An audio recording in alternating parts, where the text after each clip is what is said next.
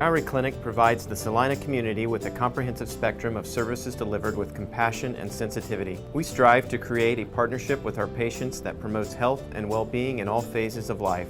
We care about our patients, we care about providing quality health care services, and we care about our community. Chances are you know many of us because Maori Clinic physicians live in Salina. We are coaches for youth sports teams and leaders for Boy Scouts and 4-H. We offer time, talent, and financial support to a variety of community events and charities. Our children attend school with your children. Our families attend worship services with your families.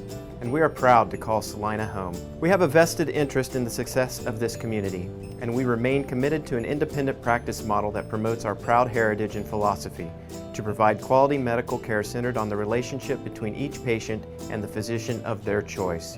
You have a choice for your medical care. Choose a doctor dedicated to the pursuit of excellence in healthcare services. Choose Maori Clinic. I suffered 10 fractures and broken bones. I underwent 5 surgeries in 6 days. He hit our car in the back driver's side door, which is where I was sitting. Both of my parents passed away, and later in the evening I lost my unborn baby. I started out as a physical therapy major, so I knew it wasn't going to be easy. But when you are as stubborn as I am and strong, you just do what you have to do. The very next morning we started right in. I didn't want to take the weekend off. I wanted to go and get better. They never let me stop. They just kept telling me, you have a 2.5-year-old home, that's where you want to go. They sincerely care about you and what you want. It's not about them getting paid to do something. It's about getting you back to the person you are and who you want to be. The friendly staff at Salina Sports Medicine and Orthopedic Clinic, located at 523 South Santa Fe, are always welcoming new patients to serve in the areas of sports medicine, total joint care, and more. You can contact the office at 785-823-7213 or toll free at 1-866-406-4141.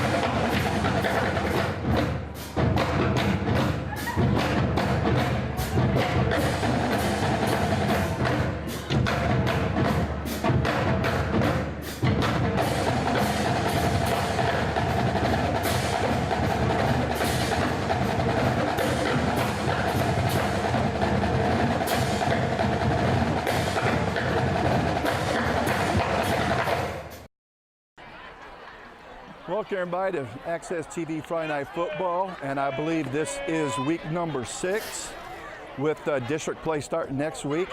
But what we have is a home game. Of Salina South is hosting the Derby Panthers, and Derby comes in with 1 loss, and they also come in with an impressive win over Central earlier in the year. But it was a win that Derby might have been the better team, but Central never really proved themselves like they have done since then and getting back to a winning record.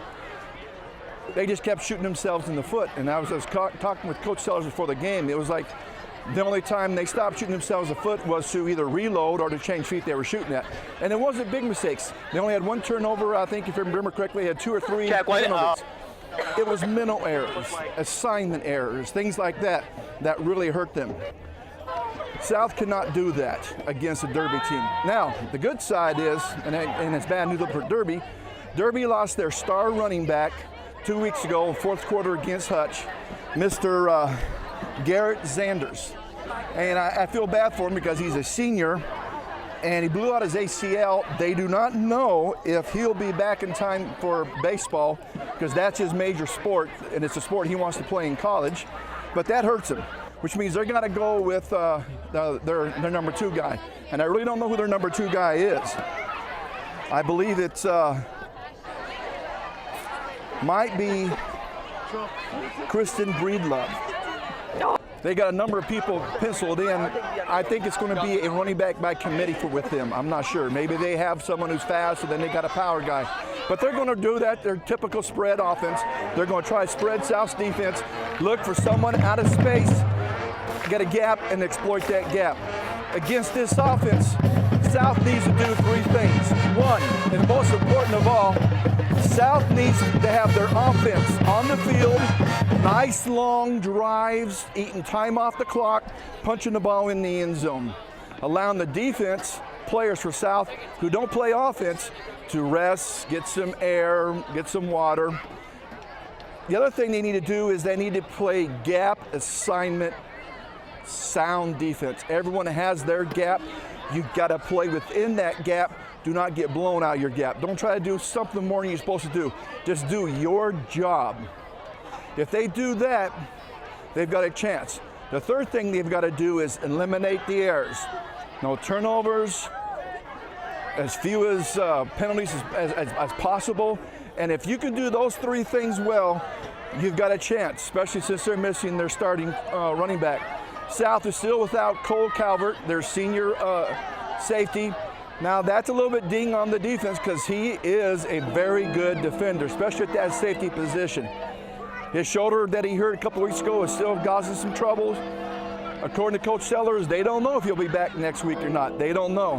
What they're trying to do is have him towards the end of the season, and if they make it in the playoffs, have him for the playoffs. That's the key thing. Right now, let it heal. So the other person out for Derby, and he's been out since the first of the year, is one of their leading linebackers who's a junior.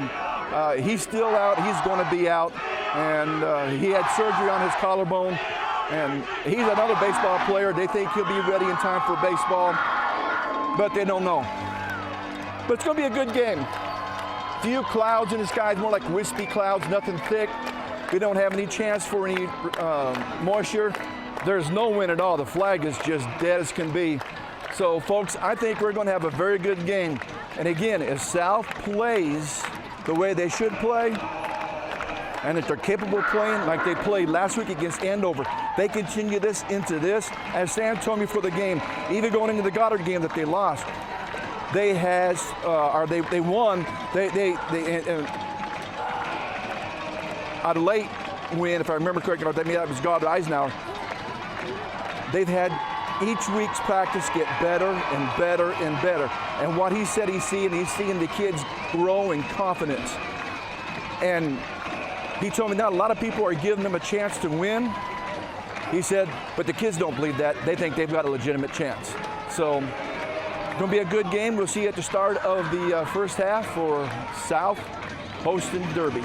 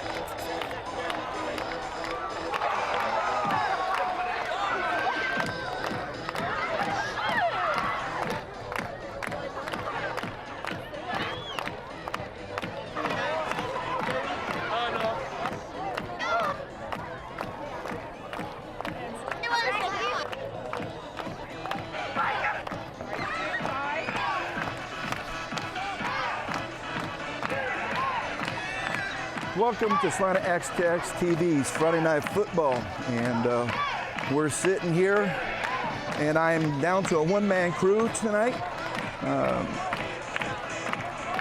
Charles Ross is under the weather, so he is home and probably going to be listening to the game on the radio.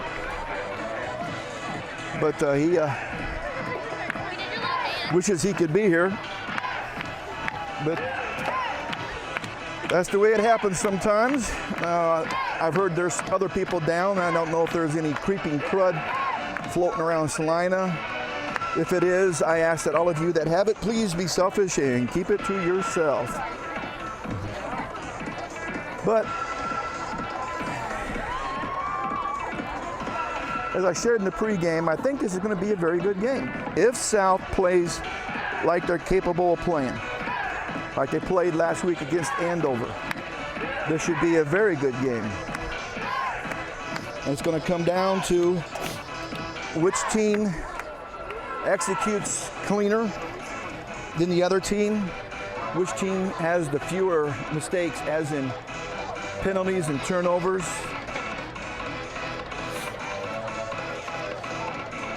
And I think the start of this game is going to be very important.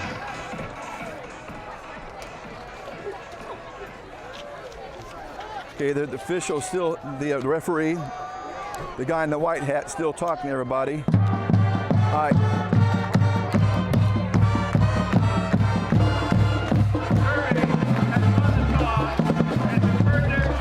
Okay, Derby has won the toss and defer to the second half. Salina South over receiving. Starts the game defending the south end zone.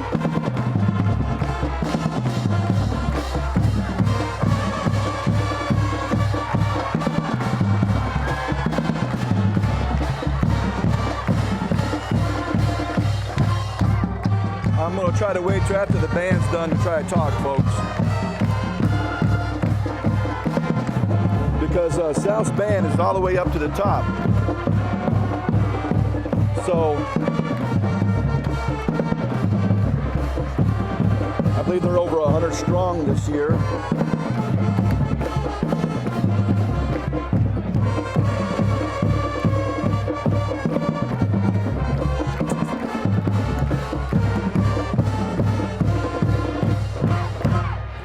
And my unofficial spotter, Mr. Founts, is here tonight, wearing his Royals t-shirt.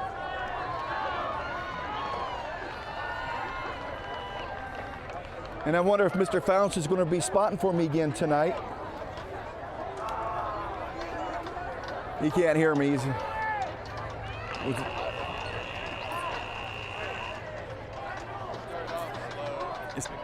It started off real slow, and we should be going to Houston 2-0, not 1-1. Our starting pitching's got to hold up, and we've got to start swinging some bats. Kicking off for the Panthers is number 12, and Jacob Mater. Back deep for the Cougars, number 43, Sam Corona. Also number 15, Dylan Becker. And I don't believe that Derby's going to kick deep, because I saw him practicing for the game and he wasn't kicking it deep. But then again, he just might have been doing that. But not by the way he's got the ball teed up on the tee.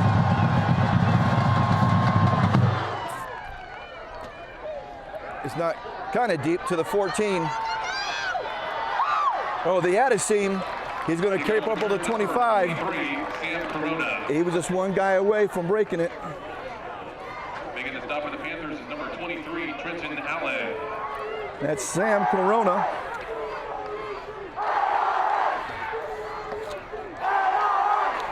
First and 10, South.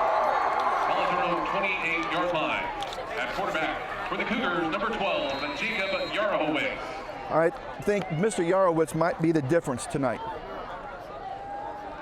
He's looking to throw out, and it's caught. And there's also a flag. Pass complete to number 15, Dylan Becker. There is a penalty marker on the play.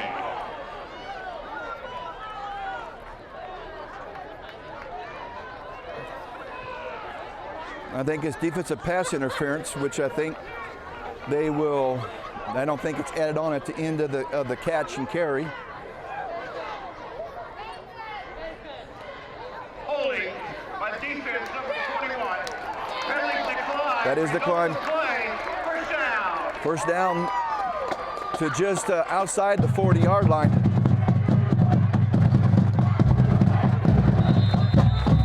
And that's what South really needs to do. This is not a real big defense, especially a real big defensive front. It's a very mobile defensive front seven.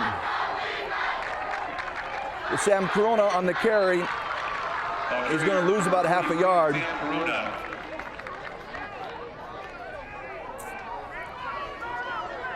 47 is their best defender for Derby.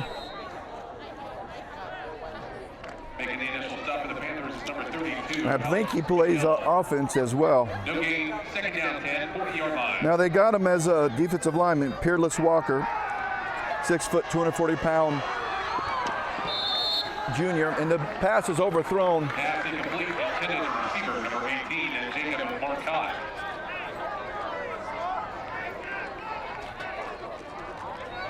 So we see that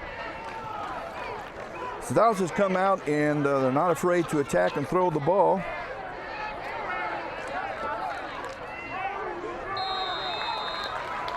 Fourth down 10, 40-yard line.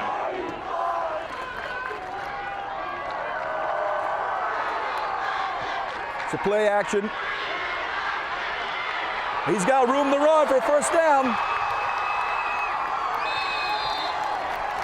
And he's going to be down inside the 25. Down to the 23. He's going to be short of the 23. They had a rush on him. He stepped up, but then he also had some inside pressure. The guy got a kind of hand on him, but not enough to control him. Then he took off and had plenty of room. And that moved the chains down to the 23.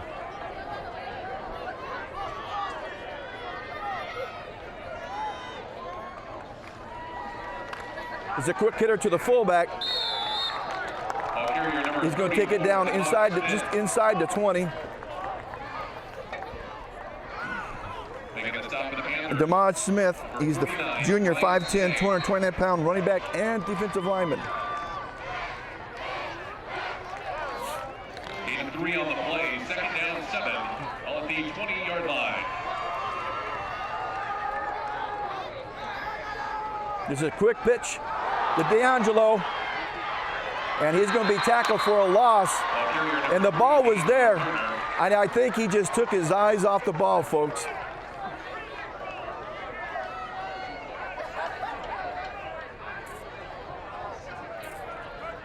Making the stop of the Panthers, number 21, Demir Smith. And he didn't watch the ball over to his hands.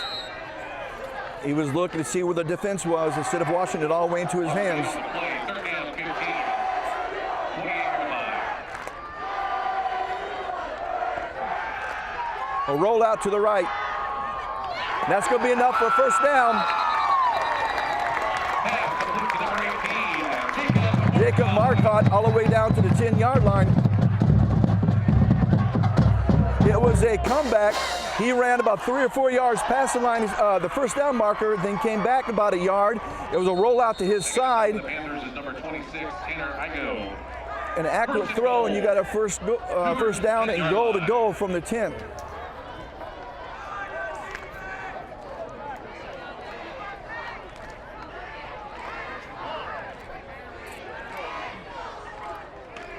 It's that power lead. I think it's to Sam.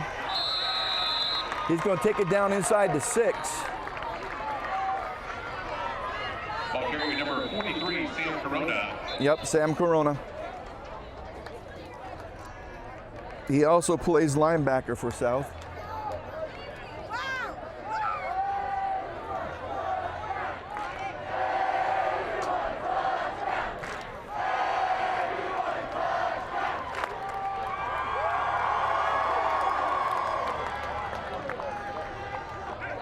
We had officials talking to the South guys. Face pass by the defense. That's a 5-yard penalty. The quarter half position. So it's half the distance. Correction, first down. That's what I thought. It's an automatic first down. That takes it down to the 3.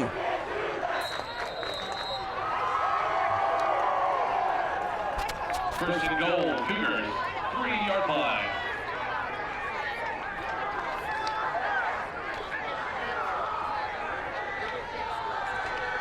Touchdown. Touchdown,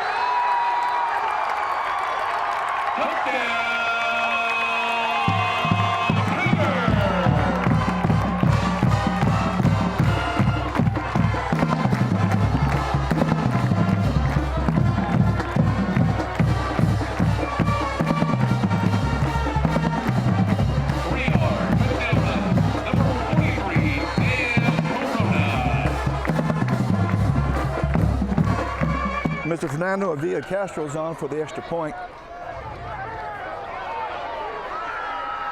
And the holder muffed the snap, muffed the hold. extra point attempt is no good. It was a little bit low, but he did not clean it clearly.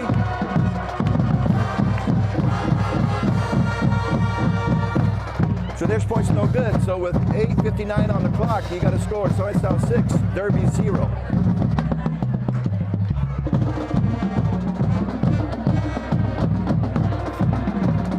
I could not see who the holder was or the long snapper.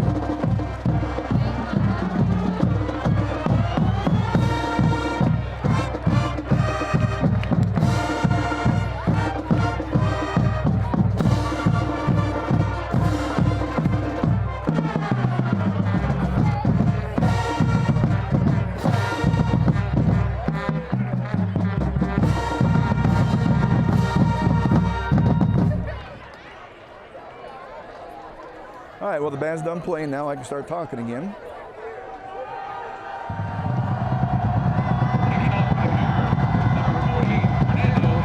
Now, Coach Sellers told me after last week's game that Mr. Avila Castro can kick it into the end zone. They don't want him to.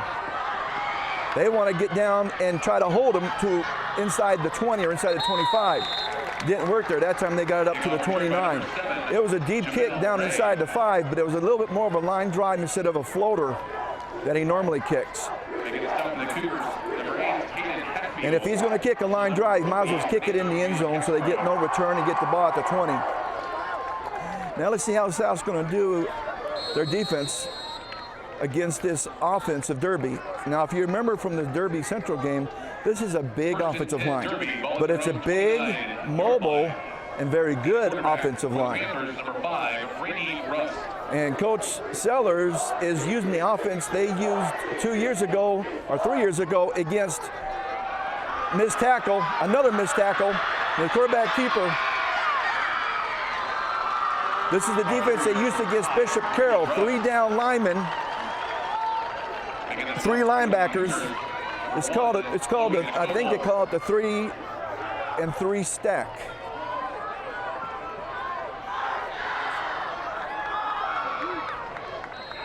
First and 10 Panthers. And their D-backs are going to take the running backs up. It's going to be thrown to the far side of the field. Their defensive backs are going to play them up kind of close, playing man-to-man. They feel that they can play man-to-man with just about anybody out there. Second down 4, 32-yard line.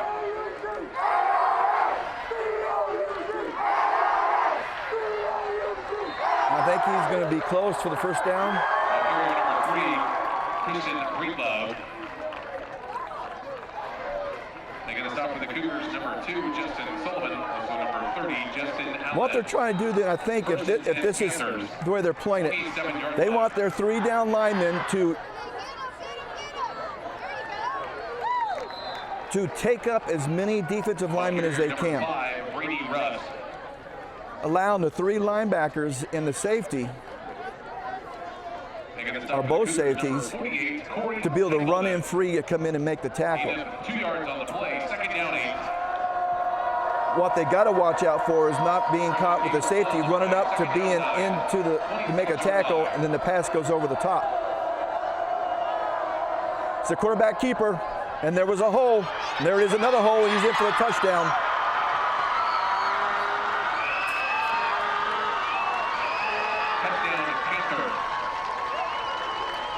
All right, well, the quarterback ran 2 long run plays on that drive, and they were right up the middle.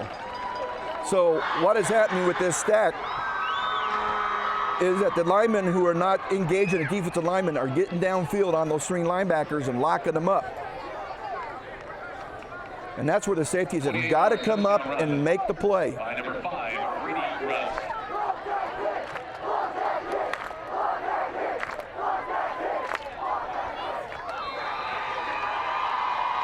Kick is up and good. So with 7:25 left to go in the first quarter, you got a score of Derby 7, South 6.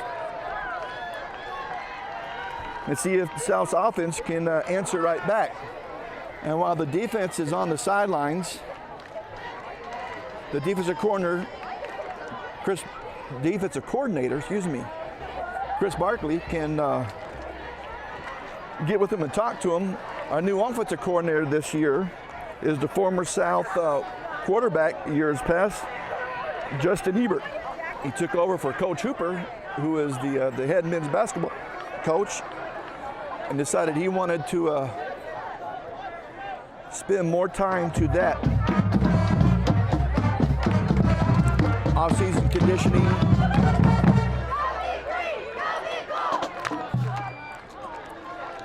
You can work with the team during the off-season in conditioning.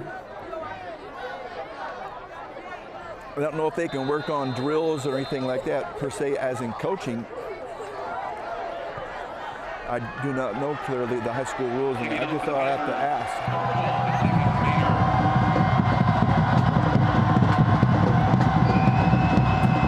They kicked it deep last time. You see what they do.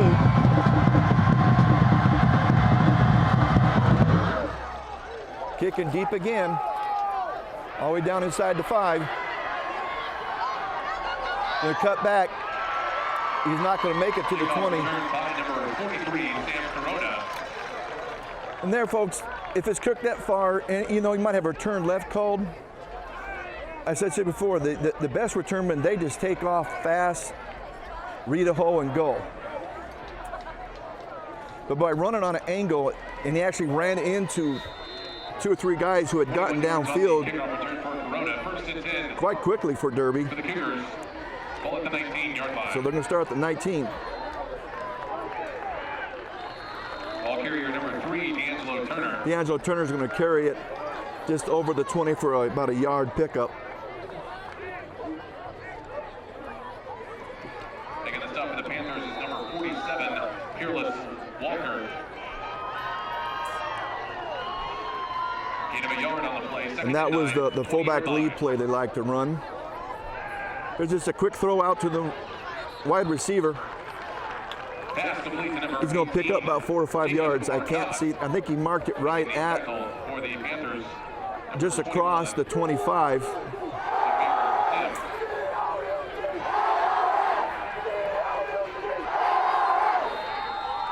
And that's where they're going to mark it. They're down 4 from there. 25-yard line. And I think those quick passes will work because you can pump fake. They tried to get someone to jump. And I think this time they did get someone to jump.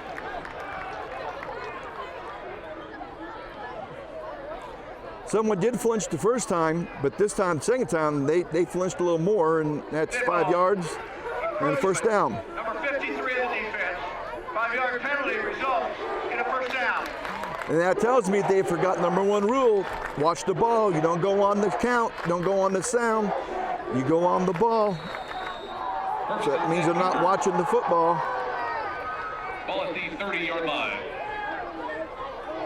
Here's a quick pitch to D'Angelo. He's got the corner. He's still on his feet. He's up over the 35. That's about the 38-yard line.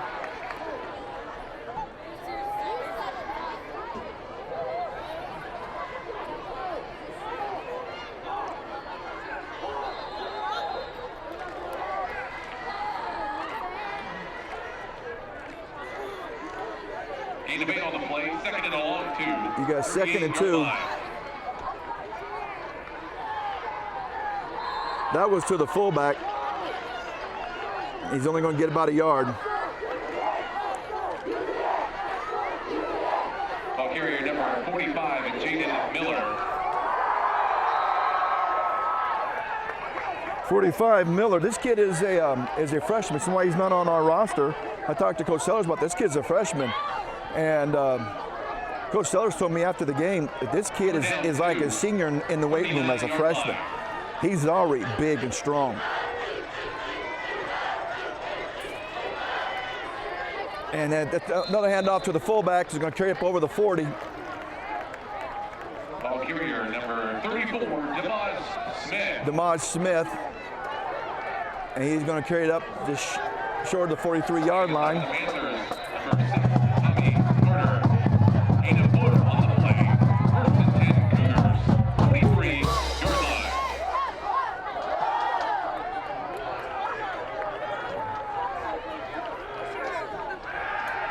It's a rollout. Are they going to incomplete? They're going to say. Receiver number 15, Dylan Becker. I now don't know if he was incomplete because he couldn't catch it, or when he caught it, he was out of bounds. Because the two officials did look at each other. The backfield judge here in the back, and the judge over on the far sidelines. I think that's the head linesman who runs the chain. The official on this side over here is the lineman. Then you have the umpires right behind the linebackers, and then the referee who's behind the offense.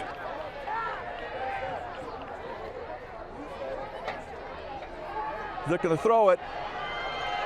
Made one guy miss, and some more miss. He's going to carry it up to the 49-yard line. Dylan's going to carry up to the 49. Making a stop for the Panthers, number 41, Daniel Connor.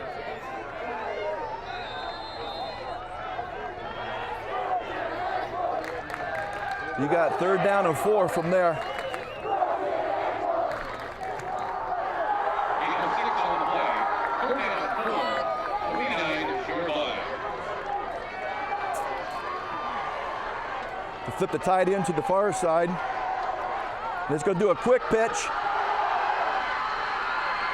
And he's going to be short. He's going to be short.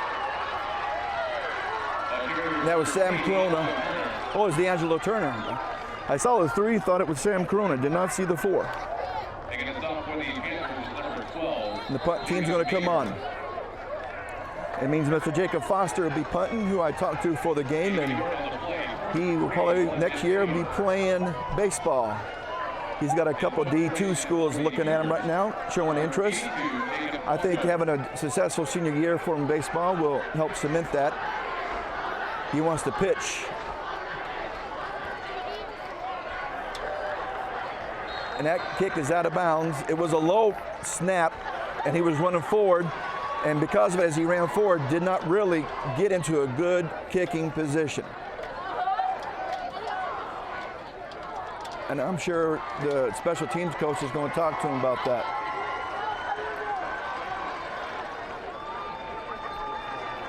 They're going to get the ball at the 33. Was not a good punt.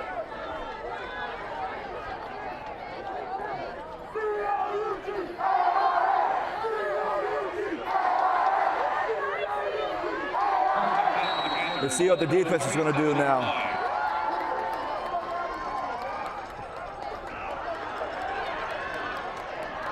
There's going to be a flag at the 40. He carried it up to the 43. That's about a 6-yard carry. But I think it's going to be marked back. Either a hold or a hold. And that'd be from the 40. So it'll be marked off from the 40.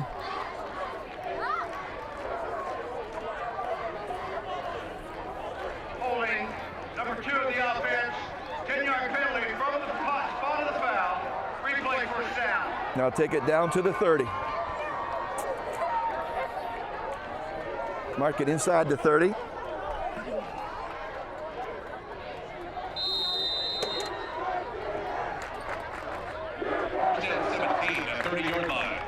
He's quarterback keeper again.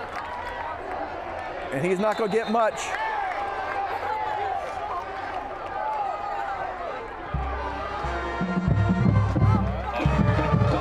He's only going to get a yard on the play.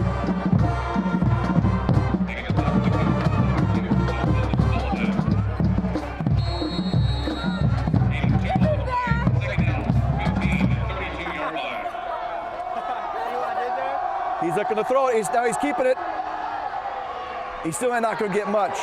He's not going to get back to the original line of scrimmage. All right, okay, it was second down. Now it's going to be third down.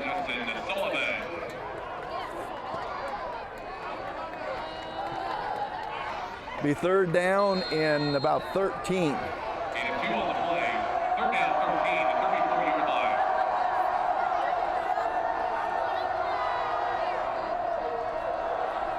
They're looking for the play call. They switch. He's looking to throw it. And it was tipped by the safety.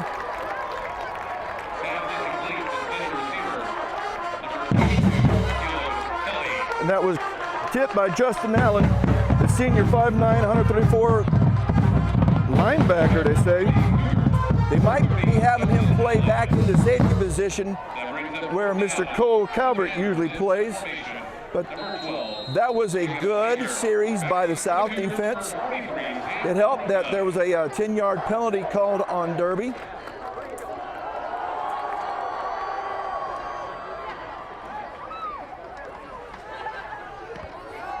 High kick, not a real long kick, but it's high. Sam's going to catch it.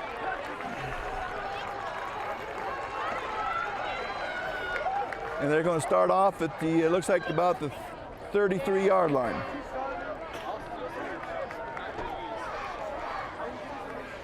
And I see that Mr. Fonts is more being a dad tonight than a spotter for me. He's got the kids here tonight, but his lovely wife's not with him. She must be at home where it's warm. Has to go to First and 10, Cougars, 33-yard line. Nice hole, nice hole, nice hole. Oh, if he could have got past him. Ball carrier number 43. The one man that was out here had been locked up by Mr. Marcotte, the wide receiver, and that might have gone quite a ways.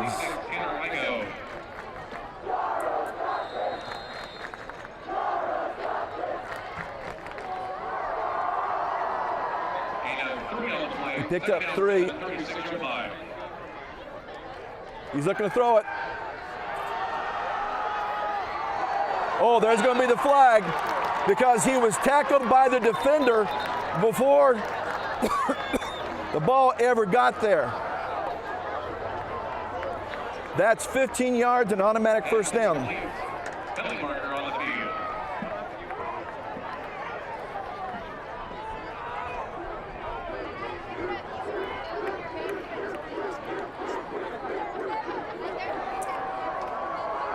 Pass interference by the defense, number 17. That's a 15-yard penalty. Result of the play, first down. That's 15 yards.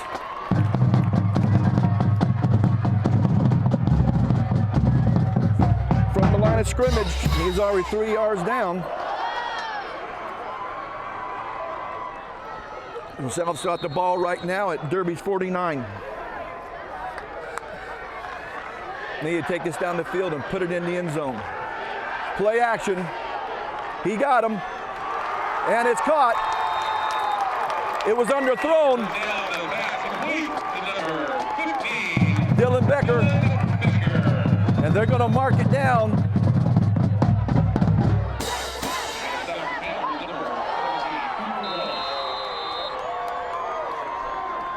Kind of in between the 19 and the 20. But Dylan had to adjust back to it. If he had let him, he probably would have scored. Because he was open. Here's that lead again. Breaking tackles, still breaking tackles.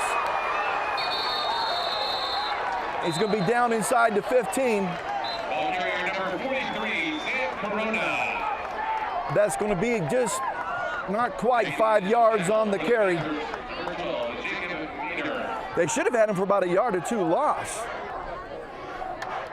but he made people miss, broke some tackles.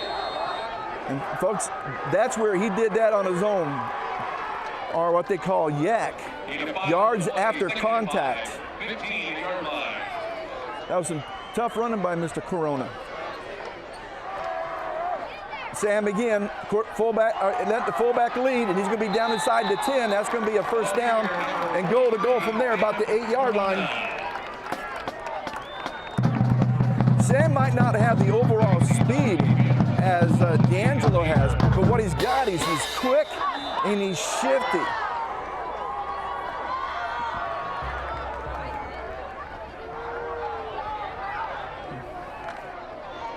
Gain of 7 on the play. So now they got two fullbacks. Watch him throw it.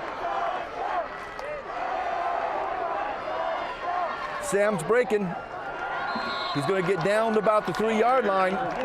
That's a pickup 5 yards. They had the two fullbacks, and that's just what they call a power lead. Well, that's going to be the end of the first quarter.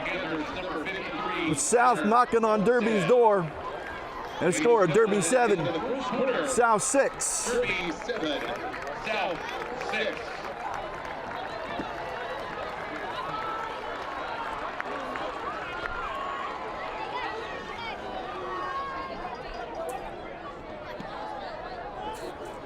Ladies and gentlemen, stroke is the fourth leading cause of death in the United States. So folks, I just want to give a shout out, as I promised I would, that South High School will be running a fundraising effort at Papa Murphy's October 14th.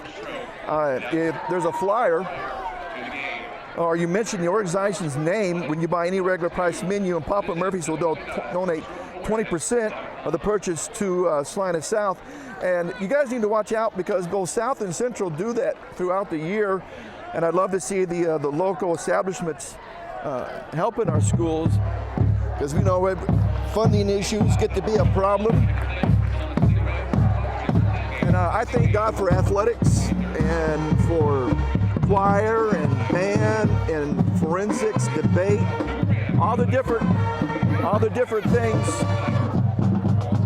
that the schools run outside of normal school, and that is it gives them a chance to allow the kids to do extracurricular things. And you got plays, you got the musical. As I've said before, my daughter participated in musicals all 4 years. She was there. There's going to be a flag, and I think it's going to go against us. Number 32, Alex McGill. There's a penalty marker on the field. You might have holding on us. I don't.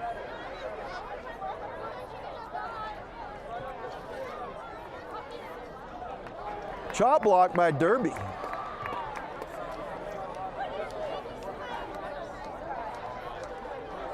Illegal block below the waist on the defense. That'll be a fourth down position. Still second down. That's a 15-yarder, and that's their second one that they've had where it was marked off half the distance. But it's also an automatic first down, if I remember right. Second and goal, Cougars. Oh, they're still saying second. Ball inside the 3-yard line. This time they're going to go left side. Sam's going to be down about the 1-yard line. Number 43, Sam Corona. They have those two big fullbacks in there, both big, strong kids. The Panthers, number 21, Demare Sims. Damaj is a junior, and Mr. Miller, who's not on our football roster, is a freshman.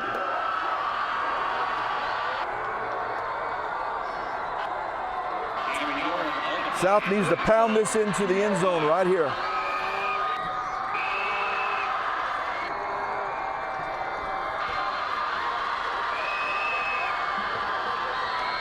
Touchdown. He handed up to one of the upbacks, one of the fullback.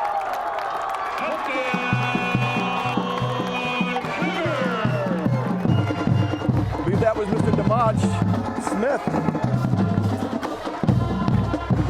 who scored that touchdown. And even though they missed the first extra point, they're going to go for the Extra point here and not go for 2. 2-yard touchdown run number 34, Demaj Smith. Yeah, Demaj Smith. That's a better snap. Kick is up and good. Extra point good. So with 10:59 left to go in the second quarter, you got to score. Salina South 13, Derby 7. Now, this might be raising some eyebrows for some people around the state. But for anybody who knows anything about football, follows high school football closely, it's not a surprise. South was expected to have a much better year than what they've had right now, and mostly it's been about because a number of young guys that just really, at first, were not understanding what it takes to play at this level.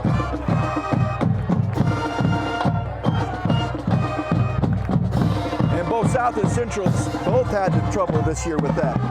And that is getting kids to understand what it takes to play at this level. I'm going to use my clipboard to block out the sound by my mic so I can talk to you while the band is playing.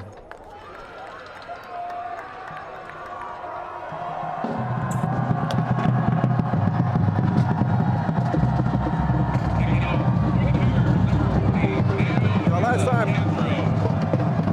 Mr. Villa Castro kicked this thing deep and it was on a line drive and they were able to return back to 29. He needs some more height on it. That's a little bit back, all the way back down to the 3. But again, it was on a line drive.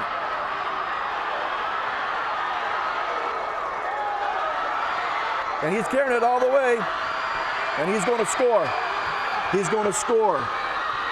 Too many missed tackles, but I think we got a penalty. There is a penalty marker on the field.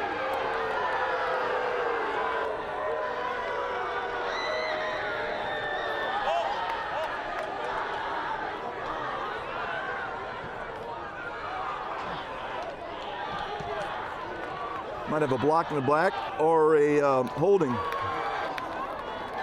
And maybe that's the reason why he got open.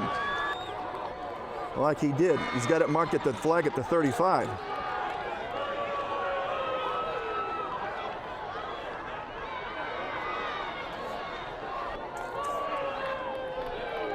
During the return, holding number 21 of the receiving team, 10-yard penalty, first down. And that takes the ball back to inside the 25 and takes 6 points off the board. And maybe that's the reason why he was so open. And he was able to return it. But he's got to get, Mr. Villa Castro has got to get a little more airtime on the kick. Not be so interested kicking it so deep as get airtime, allowing his cover team to get down there. They're looking to throw it. He's under pressure. He's looking to run. And he just threw the ball out of bounds. I see a flag.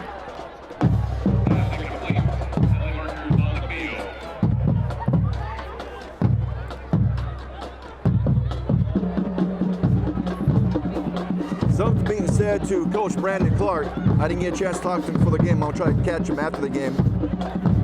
I enjoy talking to the former K-State wide receiver.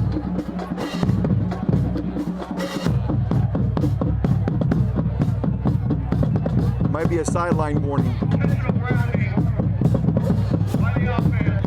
No eligible receiver in the area. 5-yard penalty. Motion down. I thought maybe it might be that, but because he threw it, there was nobody even close.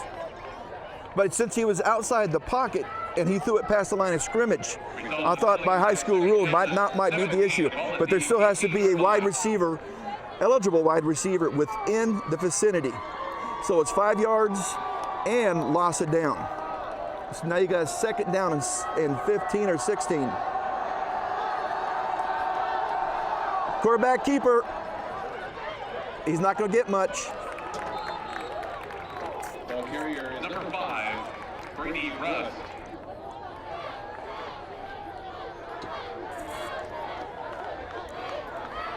Now their top running back right now has been their quarterback. Again, Garrett Sanders, I believe his first name is Garrett. He's a senior running back. Blew his ACL out 2 weeks ago against Hutch in the fourth quarter. He's going to throw it. throwing deep. Good defense by Mr. Slayton.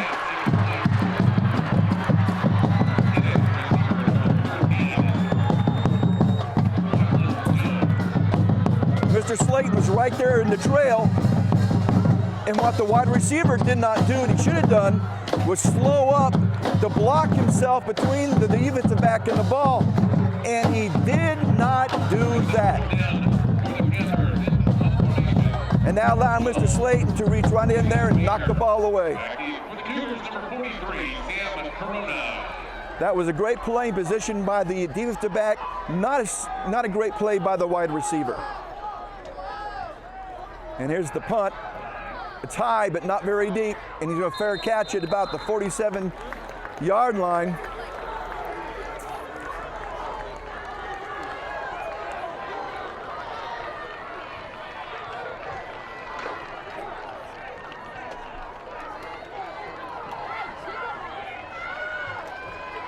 All right, South needs to take advantage of their second stop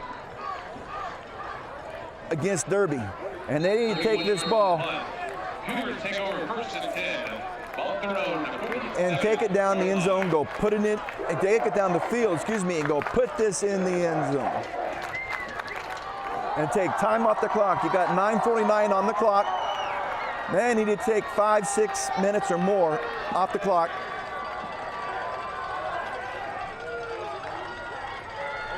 They're going to throw it. He make the first man miss and the second man miss, and now he's out of bounds. Folks, if he had stayed in bounds, that would have been 6 points.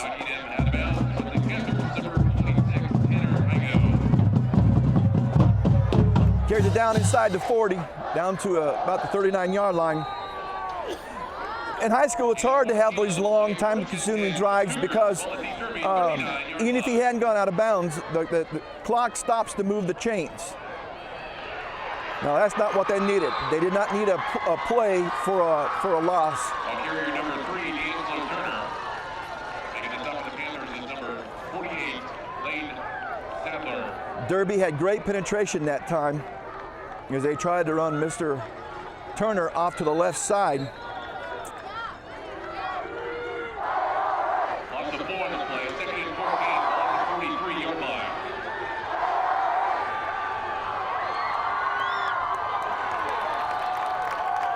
It's caught. Pass complete to number 18. He was signaling to keep the clock going. It's going to go down to the 31. Nice diving catch by Mr. Marcotte. The senior, 6 foot, 181-pound wide receiver and defensive back. And Dylan Becker, the other senior, 6 foot 2, 158-pound wide receiver, defensive back. Both seniors on these wideouts here. It was just a quick hitter to the fullback, and they're going to mark him just a little short. He's going to be about half a yard short.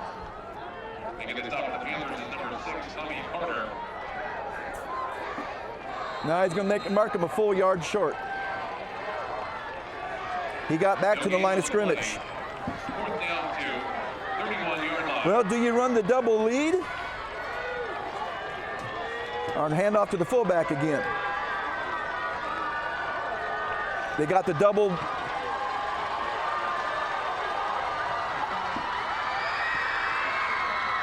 I think he's got enough for the first. It's going to be close to where they mark it. It's going to be really close. But I think they're marking him short. They marked him short. And he didn't get it. He did not get it. I think there would have suited him to put Corona in there. And I know they got to give Sam time to breathe because he also plays linebacker. But on that play, I think I would have had Sam with his size. He's bigger than Mr. Turner. There was an initial hole, but not much. Quarterback keeper. And they should have had him way. He's going to get yardage he should not have gotten. Again, missed tackles. You got to keep your head up, and you got to wrap. You just can't try and knock these guys down. You got to hit, low, wrap, take their legs out so they can't run anymore.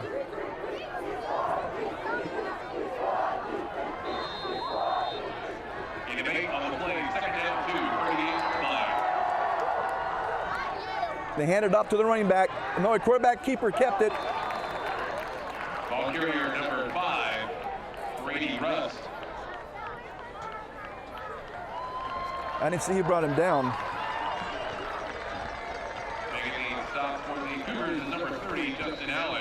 But Mr. Allen made a nice play, but that was enough for a first down. South defense needs to hold right here. 7:23 on the clock and ticking. He's looking to throw it.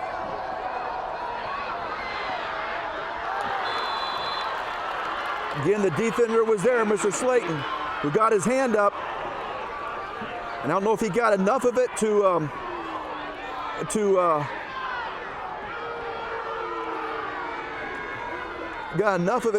tip it, or enough to interfere with the concentration of the wide receiver. And then the wide receiver did not throw the ball right back at the official was asking for it. Kind of threw it in the general direction, causing that official to turn and talk to him about it. Next time they could call a penalty. Got to jump over here. Wide receiver moved too early. Good ball. Full start, number 8 of the offense. 5-yard penalty. Still second down.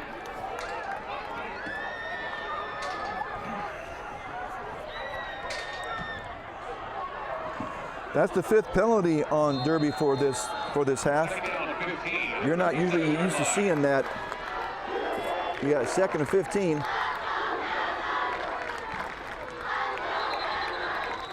All right, guys are still trying to tackle this quarterback high and not having a whole lot of success.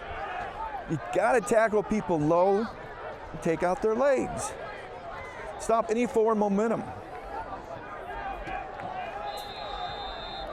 8 and 5 on the play, 3rd down, 10 at 42-yard line.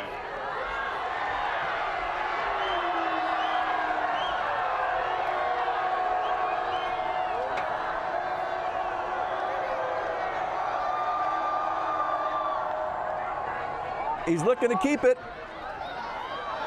2 missed tackles. 2 missed tackles. More missed tackles. And he's going, no. Too many missed tackles by the defense. And he's going to take it all the way down inside the 5.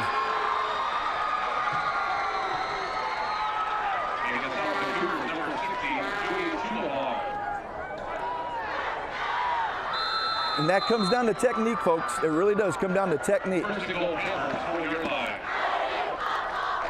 They give it to the running back, and he's in.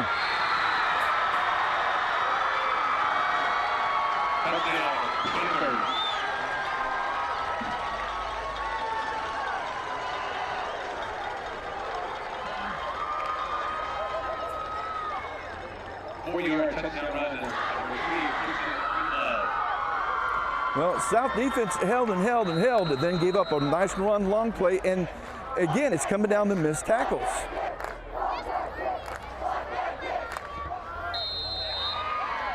Kick is good, so 6:42 left to go in the second quarter. We've got a score of Derby 14, Salina South 13.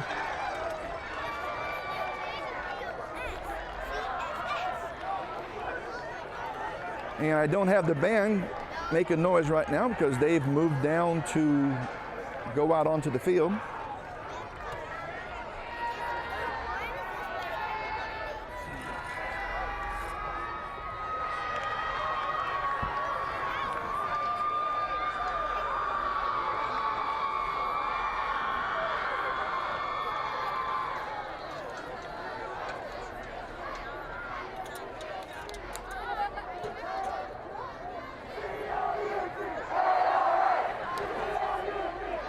Well, let's see how South responds now.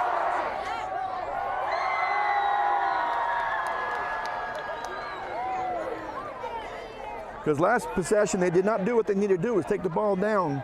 They got it down inside the territory, but then turned it over on downs. They had a 3rd and 1, And on 3rd and 1 and 4th and 1, didn't get it done. You get the first down. For the Panthers, number 12, Jacob Mater. Back deep for the Cougars, number 43, Sam Corona. Also number 15, Dylan Becker. I'd like to have heard what Coach Barkley, the defensive coordinator, was telling to the guys on the sideline. Mostly it's just tackle.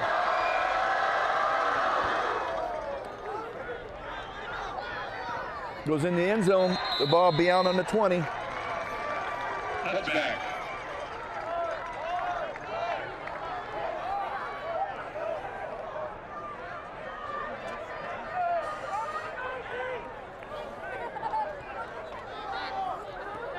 All right, got 6:42 on the clock. Still got all your 3 timeouts. You like to see South take this down and score and leave very little time on the clock. Not enough time for Derby to do anything but maybe take a knee. Cougars, 20-yard line.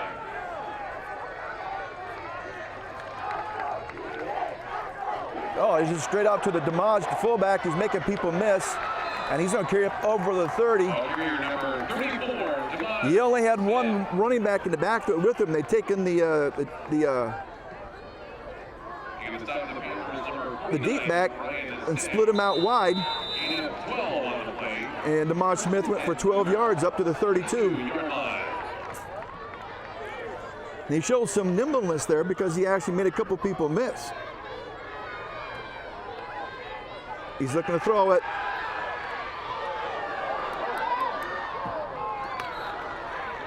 He was open too. He was open. He just overthrew it into the outside. Mr. Marcotte was looking back to the inside. And by the time he spotted the ball, he was not able to make the proper adjustment. But I think he probably would have close been out of bounds in catching it. Second down 10, 32-yard line. But he was open. All right, you got the double lead fullback. They're just going to quick pitch it. And Sam broke back. And he's going to carry it over to the 37-yard line, where it'll be 3rd down and 5 from there. And that was actually a nice run because they had cut that play off.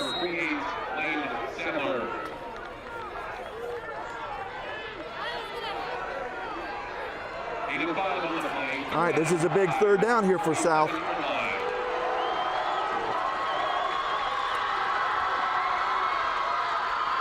And he's not going to be close to the first down. It's going to be up to the 39. Folks, that was not a good play call, in my opinion. You need him to at least go past the first down marker, then turn around. And they didn't even do that. They did that earlier in the game, did a rollout to the right, had the wide receiver go past the first down marker and then turned around, and they did not do that. And the defensive back were playing up too close for that play to work for a first down play for 5 yards.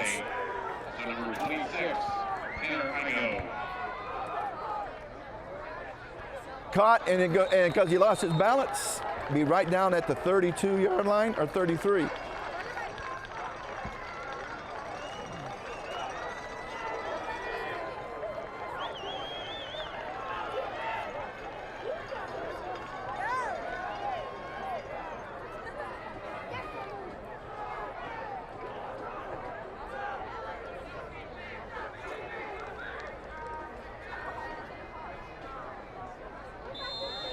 Well, let's see what South's defense can do with 4:54 on the clock.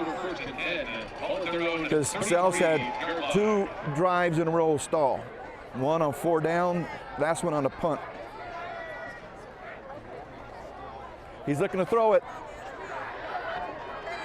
Missed tackle, another missed tackle. And he's gonna have enough for a first down. And that's what the coaches were yelling to him. I could see it. They were coming up and yelling, tackle, tackle, tackle.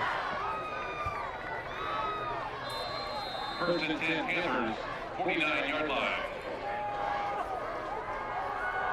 Quarterback keeper, too much room, too much room. There was nobody on the outside at all for South. Number 5, Brady Rush. Taking a stop for the Cougars. That's his 2 big plays in a row against South's defense. Allen.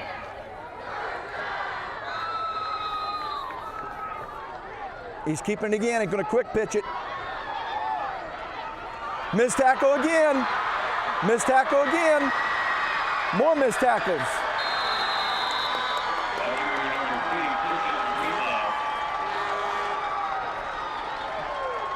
South's defense just is, for somehow, has totally forgot how to tackle the running back.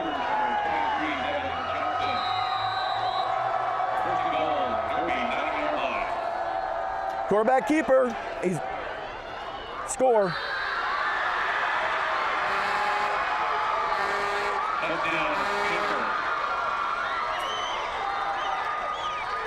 This drive, they just chewed South's defense up.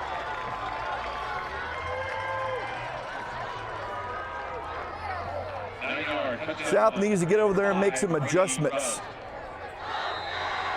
And it might be just having the guys play better and tackle better. Flag. It's going to be on the defense.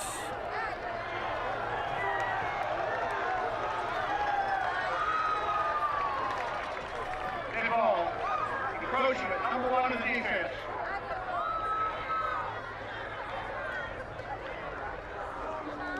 Let's enforce half the distance.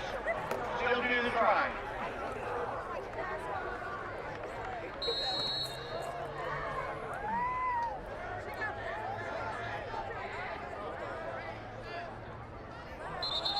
They're going to do it again. But this time maybe the offense moved.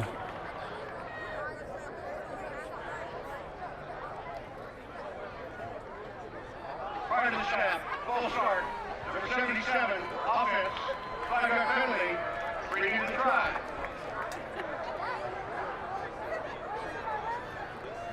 That's 6 penalties on Derby for this half. Usually it's what you see on Derby for a whole game.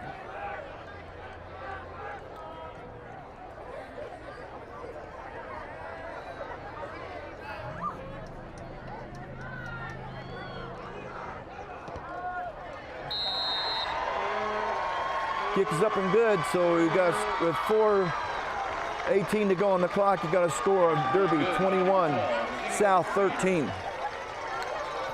And here's where the defensive coordinator and the defensive coaches have got to get with their players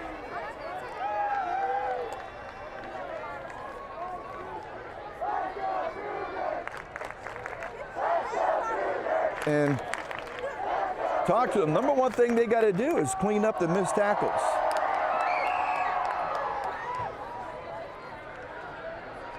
The missed tackles are just terrible.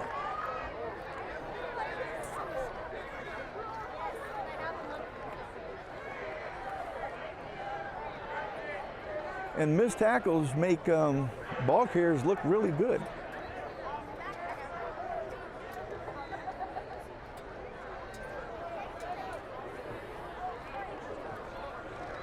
Well, 4:18 on the clock, 3 timeouts. South's got time to move this ball down to the field and put it in the end zone. Kicking off for the Panthers is number 12, Jacob Mader. Backing the Cougars, number 23, Sam Corona. Number 15, Dylan Becker.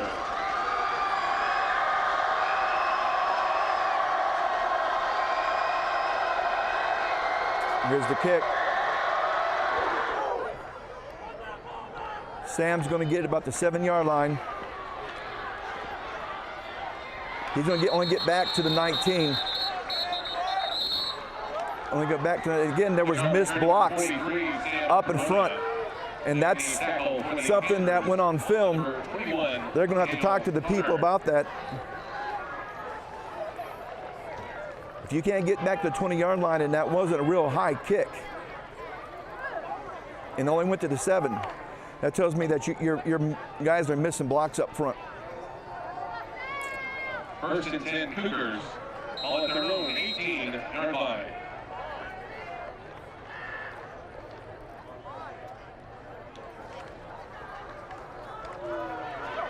The handoff to Mr. Turner. Carrier number 3, D'Angelo Turner. He's only going to get a yard. Taking this off to the Panthers. Number 48, Lane Settler. And 1 on the play. Second and 9. 19-yard line.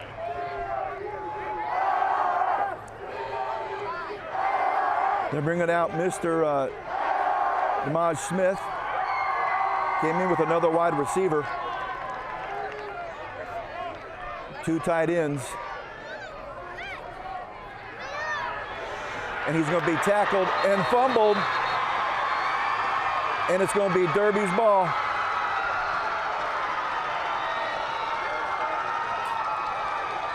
Again, that play either was not a good call because that guy came in from the left side of the defensive line. He came in. The forward pass was incomplete. Intentional grounding. Salina South. Oh, intentional grounding, so it wasn't a fumble. So it will be a 5-yard penalty, lost it down.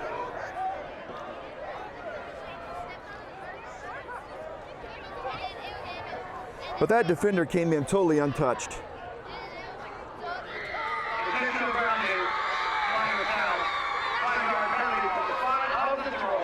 Lost it down. Third down. So it's a 5-yard penalty, but it's from the loss of the throw, so you got more than 5 yards.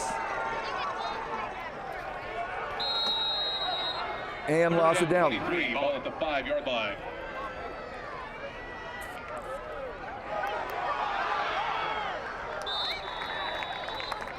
And that's, he will carry it up to the original line of scrimmage. Number 34, Devon Smith. Derby's going to call a timeout. Timeout. Derby. That's their first timeout of the half.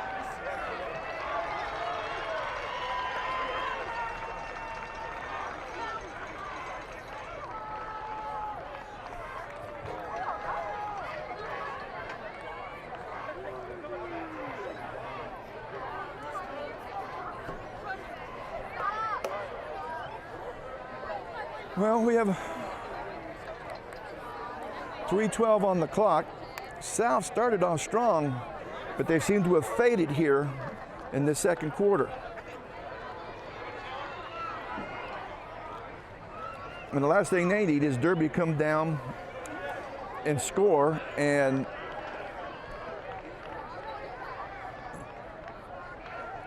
put a bigger lead out on the board before halftime. They've got 2 people back for the return.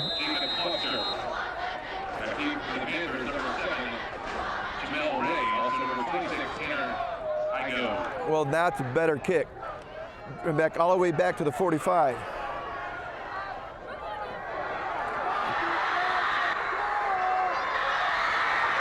And he's going to score. He's going to score. Just like that. They did not cover this kick very well at all.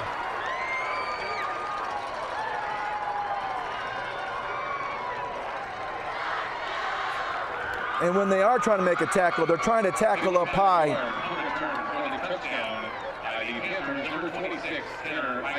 And you just can't do that. Not against a team like Derby. I told you, start of the game, they had to play a mistake-free game.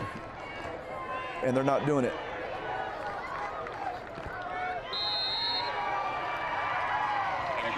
Kick is good with 2:56 left to go in the second quarter. You got a score of Derby 28, South 13. And if I remember correctly, I think we came into this quarter either up 13-7 or down. Yeah, we were up 13-7. Since then, South with the ball has done nothing. And Derby has scored and just scored on a punt return. They had a kick return for a touchdown that was called back. So that could have been 2 special team scores for Derby in this game. And yet it comes down, people not filling in their lane, and they're not tackling.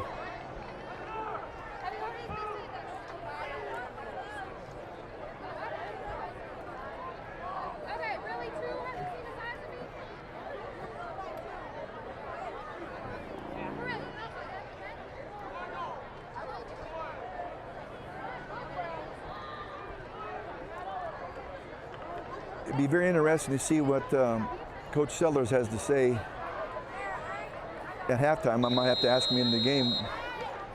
Kicking off for the Panthers, number 12, Jacob Mayer. Back in for the Cougars, number 43. But whatever fire that was in South's belly, they seem to have lost it. They need to get it back. Maybe a kick return here would help them. But Derby's playing with fire right now and South isn't. Onside kick, that's not going to go anywhere. Now that young man shouldn't even have fell on it. You don't have to fall on it. It didn't go 10 yards. And that's Spencer Cook, a senior, 6'2", 175-pound wide receiver linebacker. You don't even have to fall on it, folks. If it doesn't go 10 yards, it's down right there. So South will start on Derby's 47-yard line. First and 10 for the Cougars. 2:56. 47-yard line. 3 timeouts. They got time to go put this in and make this back to being a one-score game.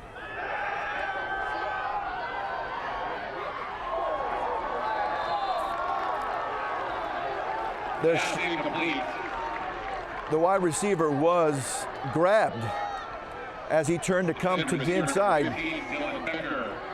and no flag.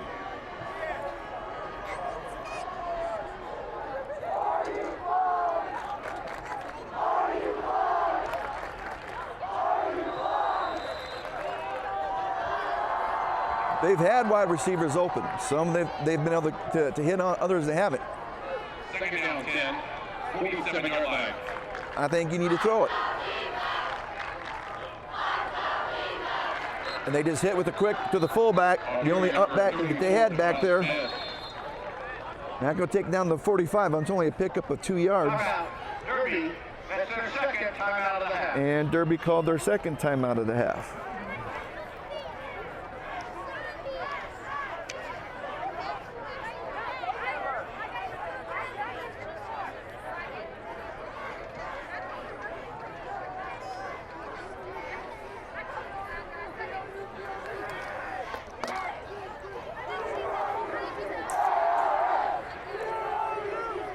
And of course, that incomplete pass on the first down play stopped the clock. So that means Derby still has a timeout to burn. But South just needs to get a first down here. And they need to take this down and put this in the end zone.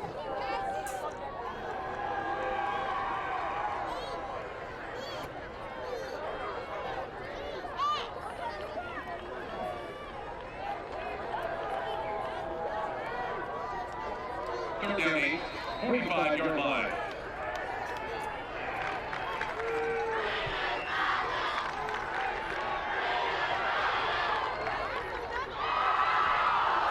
That wasn't a very well thrown pass. He did not have his feet set, and he was facing a rush right in front of him. I think we got holding on South.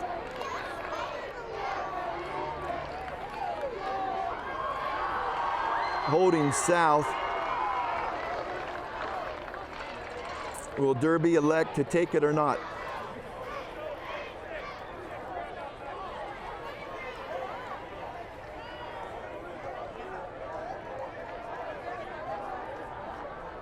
And I saw that holding, and the left tackle was trying to hold this guy. Number 86 of the offense. Nope, tight end. Decline. Fourth down. And that's Trace Kochever.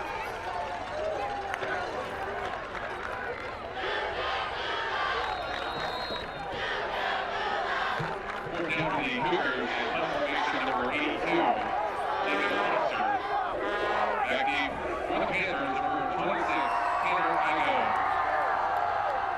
Now this time they've got one guy deep, but they're not rushing it like they did last time. They're trying to hold it for a return. They're going to kick it away from him. And it's going to go out of bounds inside the 15. Looks like about the 13-yard line. Well, that's what they did. They kicked it away from him.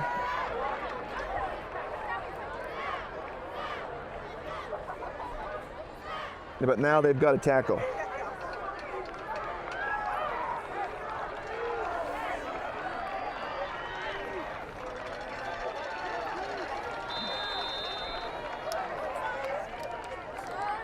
Derby takes over 1st and 10, all at their own 13-yard line.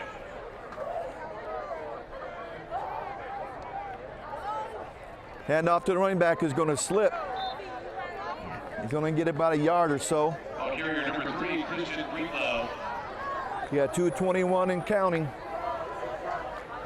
No, folks, we do not have the 2-minute warning, so it's going to keep on going. And a yard, 2nd and 9 on the 14-yard line.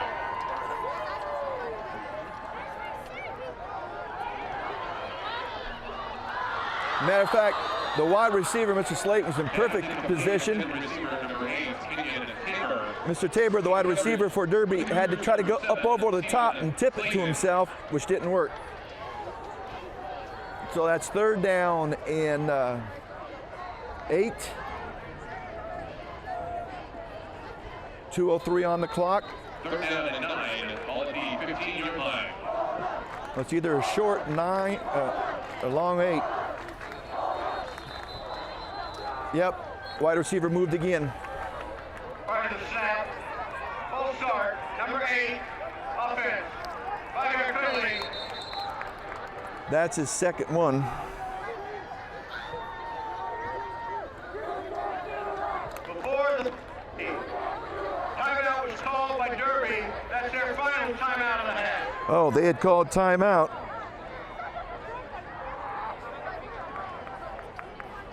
So that's their final timeout. So if they're any intention of trying to score on this drive,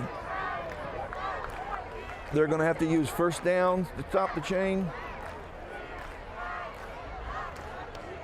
or the ball carrier, wide receiver, whomever can get out of bounds to stop the clock.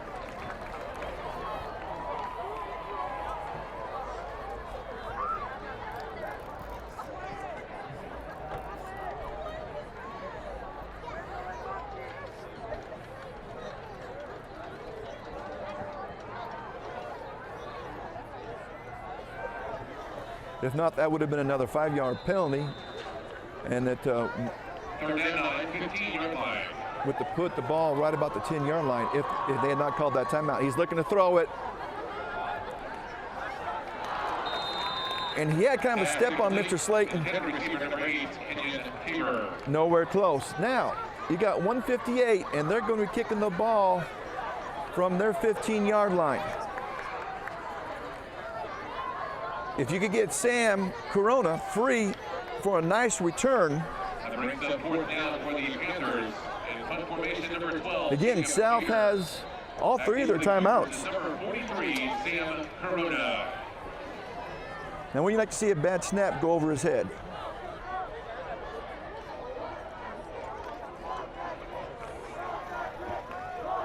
High, but not very deep. And it's going to go out of bounds.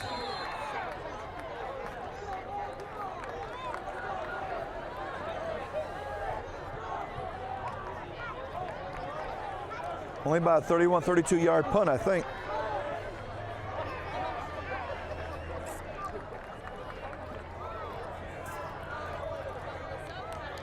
All right, they need to punch this in the end zone and leave about time enough for Derby to do 1 kneel down.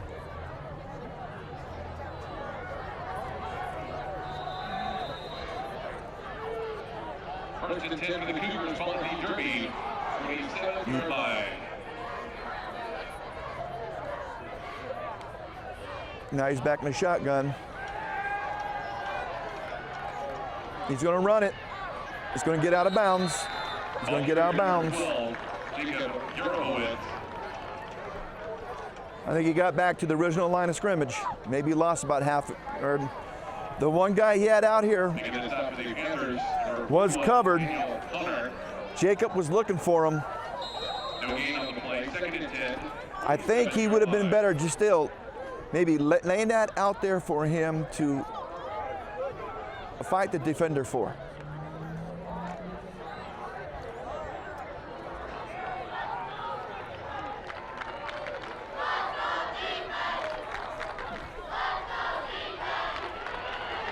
That's D'Angelo. And he's going to get out of bounds. Oh, they're no marked him down inbounds. South has called time in. Red to number 3, D'Angelo Turner. Getting to the top of the Panthers, number 26, Tanner Igo. And the marker on the field. Hold South.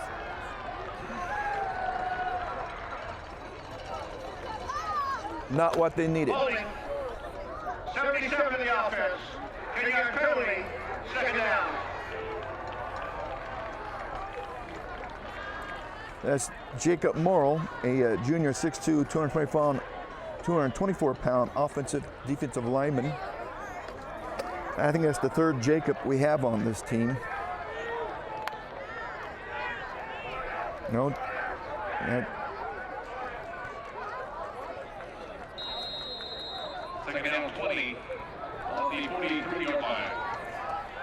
4 Jacobs on this team. And he's going to be sacked.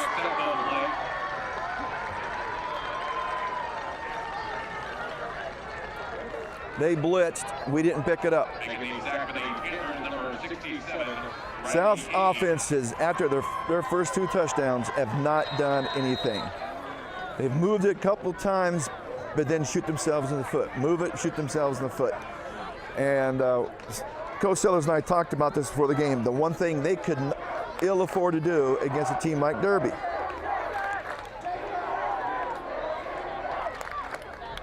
At one time, this game was 14-13. Now it's 28-13.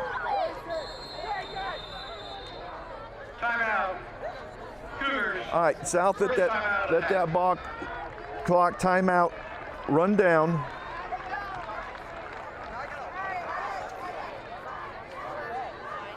To where the backfield judge was starting his 5-second count and then called a timeout.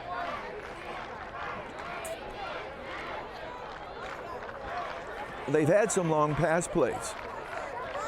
And they've had some pass plays where the ball was not properly thrown, or we would have had a couple more completions.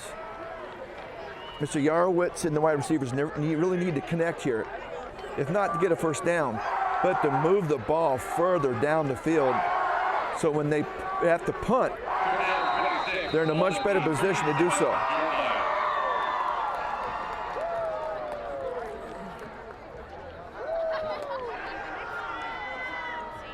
And he's just going to get over the 40-yard line. Number 3, D'Angelo Turner. They were told to get more on that, but this defense for Derby's not a big defense.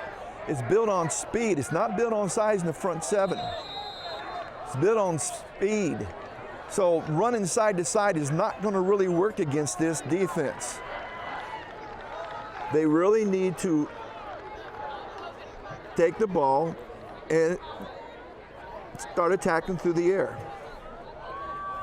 You got the 2 great wideouts, Becker and Marcotte, and they got 2 good tight ends in Foster and Coach Heaver. Timeout. Salina South. That's our 2nd timeout. And they did that with 1 second on the clock. There's 1 second.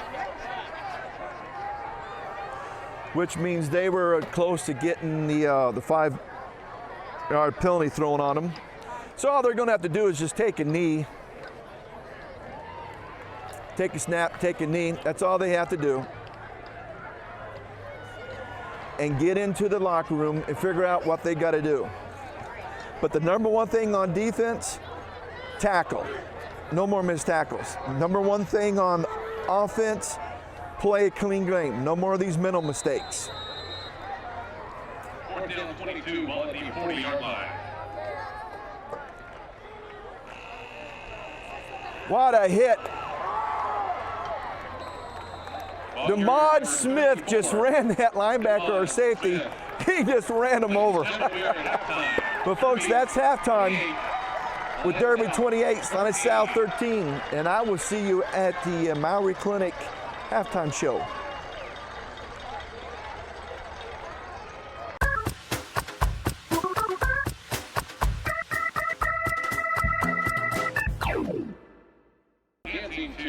Welcome to the Maori Clinic halftime show. We're sitting at a score of Derby 28, South 13. And when we started the second quarter, if I remember correctly, the score was 14-13.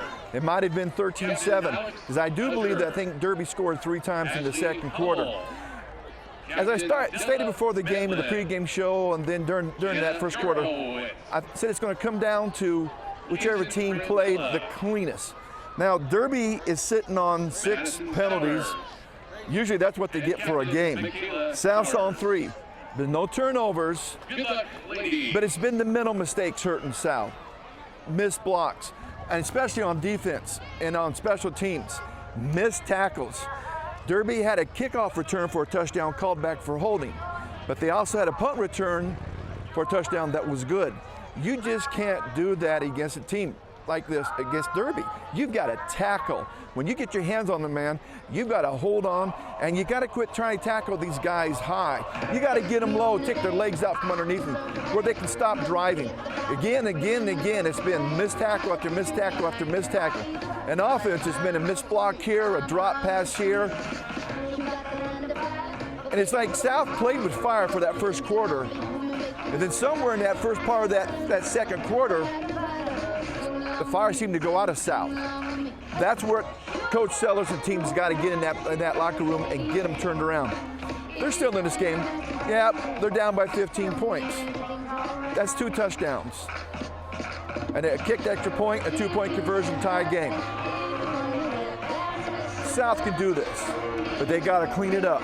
Derby, they played a little rugged first in the first quarter. They got that straightened out.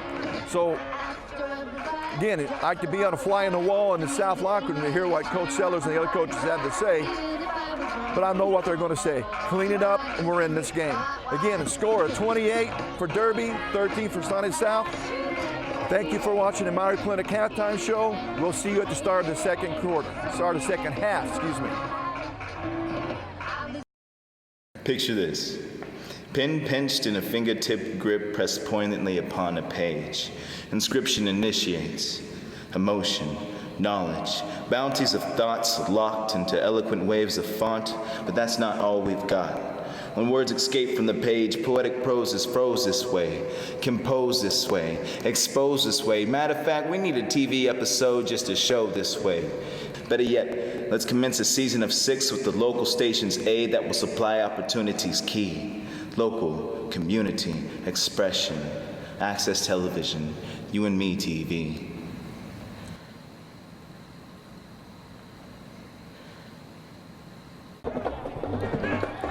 Welcome to the start of the second half of Salina Access TV Friday Night Football. And we are halftime with a score of Derby 28,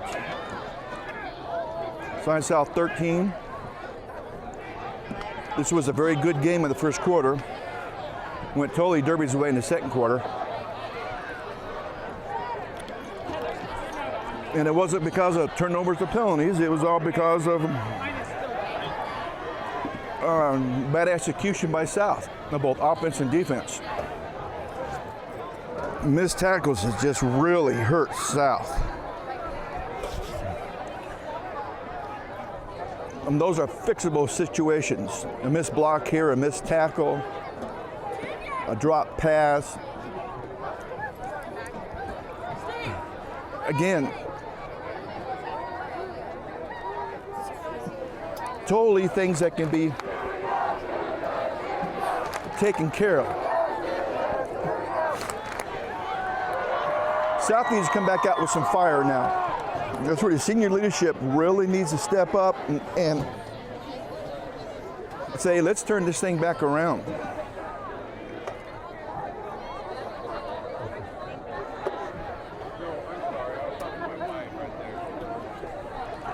So let's see.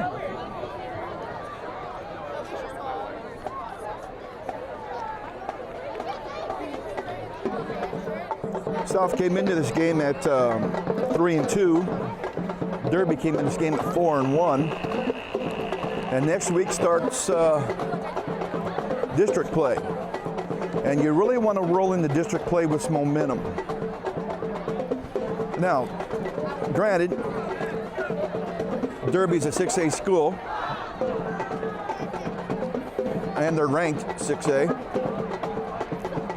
Their only loss being to Mill Valley, and I was told that was a very good game. And I'll say it a third time, very good game. They did beat Hutch. Well, they lost their starting running back in that game for the year. But this team is so big, so deep. It's kind of like you just reload. It's the old mantra, next man up. And South will kick off, start the second half. Kicked it high. This is a little bit higher now. Kicked right about the 10.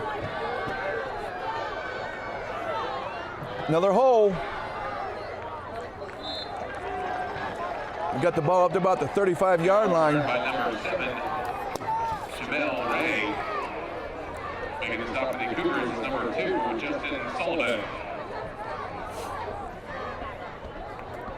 You'd like to hold them inside the 25. You'd love it if it's inside the 20.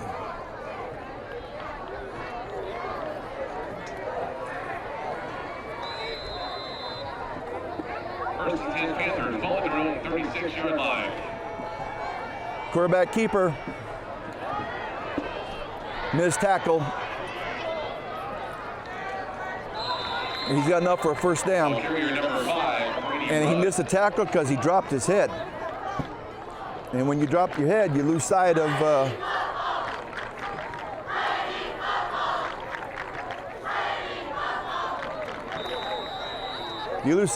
the running back. 10 Panthers, 48-yard line. It's a quick pitch out to the outside, and there was nobody there.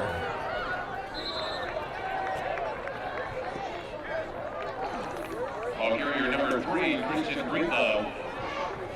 Taking the stop for the Cougars is number 1. And I think he's going to have enough for a first down. First down.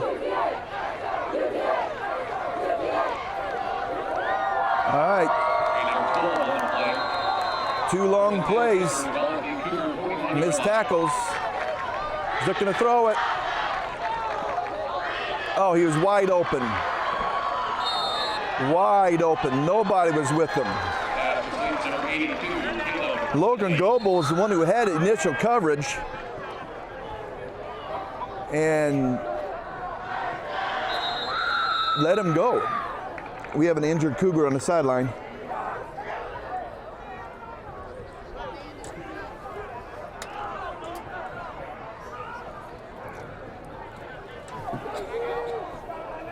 Did not see who that is, didn't get a number. I know it's in teens. Let's see if I can see who it is. He's going to run it. Missed tackles again. Wow, they had 2 guys there, could have had him for a loss, and they missed the tackle.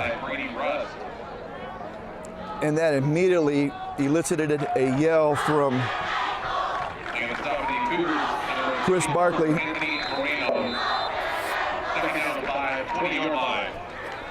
And here's the quick pitch. And the Cougar that was hurt is Dylan Becker, who's the senior wide receiver defensive back, and they need him as a wide receiver. And it looked like he was holding a hand or an arm. It could be a shoulder, you don't know, but it's quarterback keeper, and he's in. Ran right through the defense. That was nothing. Ran through them, around them.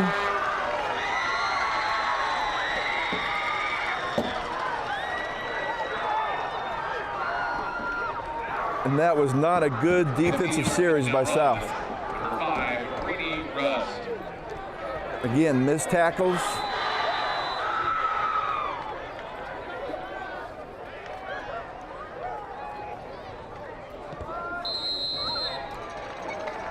Kick is no good.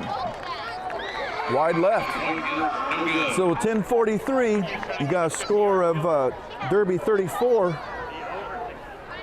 South 13, so that will match South's missed extra point. But South's offense has got to start doing something. But even if South scores on every series, their defense has got to start playing like they did in the first quarter.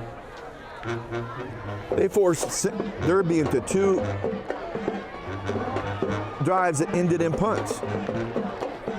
They need to do that again. They need to get back and get aggressive, get up, fill their gap assignment.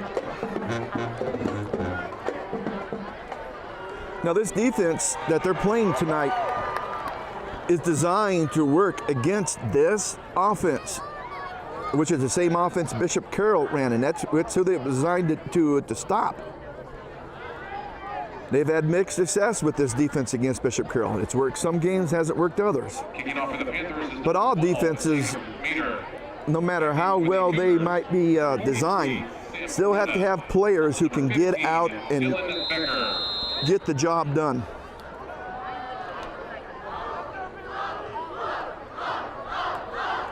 There's an old saying, you don't take a quarter-mile horse and put him behind a plow, or take a plow horse and put him in a quarter-mile race.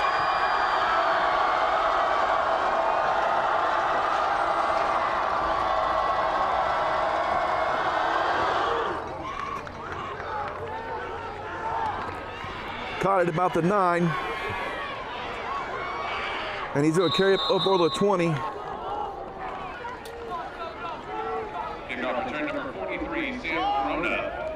So South will start over at their 23 on the Sam Corona return. And let's see what they can do. Cougars take over 1st and 10. All at their own 23-yard line.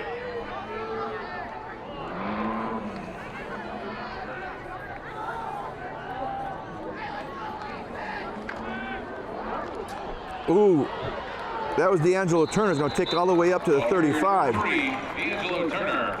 He was one block away of taking that to the house, folks. Making the stop for the Panthers, number 32, Alex McGill.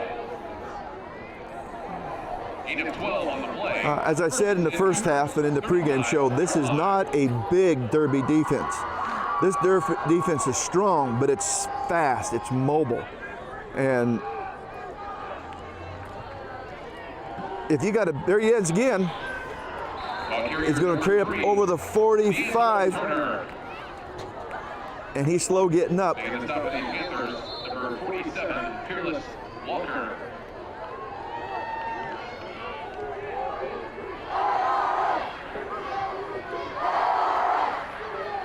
Well, since time was called, he's got to come to the sideline, at least for a play. A little bit of a gimp there in his right leg. He's got to sit out a play. Gain of 10 on the play. 1st and 10 Cougars, 45-yard line. Okay, 2 straight plays of 10 yards. South Meads has seen something that they talked about at halftime. There's Sam. He's going to carry for 2 yards up to the 47. Ball carrier number 43, Sam Corona. Making the stop for the Panthers. Number 26, Tanner Tygo. Yeah, they're going to mark it about 1.5 yards. Gain of a short 2 on the play. 2nd down 8. 47-yard line.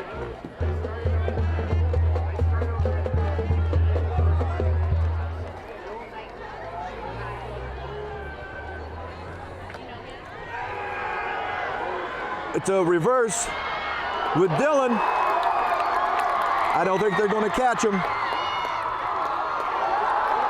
They're going to mark him down at the 1 yard line. Going to mark him down at the 1 yard line. And that's a good call. I can see it from here. Dylan Becker.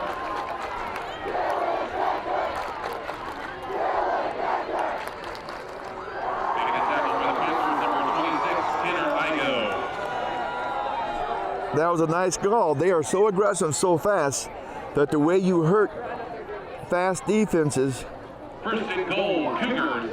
is with 1 yard misdirection. Go one way and take the play back the other.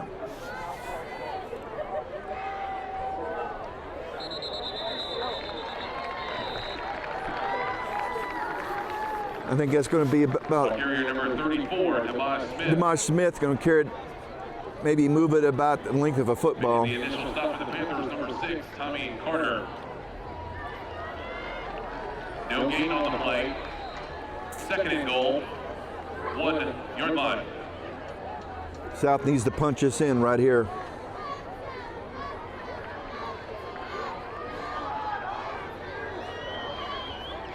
Quarterback sneak.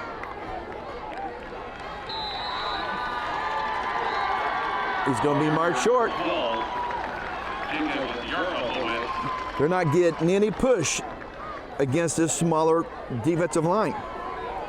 And when you're taught like this, you're taught to submarine and take the line, offensive lineman off his feet and just make a pile right there at the line of scrimmage, allowing your linebackers and safeties to come up over the top and make the tackle.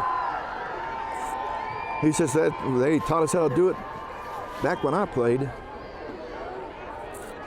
Especially when you go up against someone who's bigger than you. Submarine them, take them out. Touchdown. Touchdown, Cougar! I think they went between the guard and the left tackle. 1 yard touchdown run, number 44, Demaj Smith.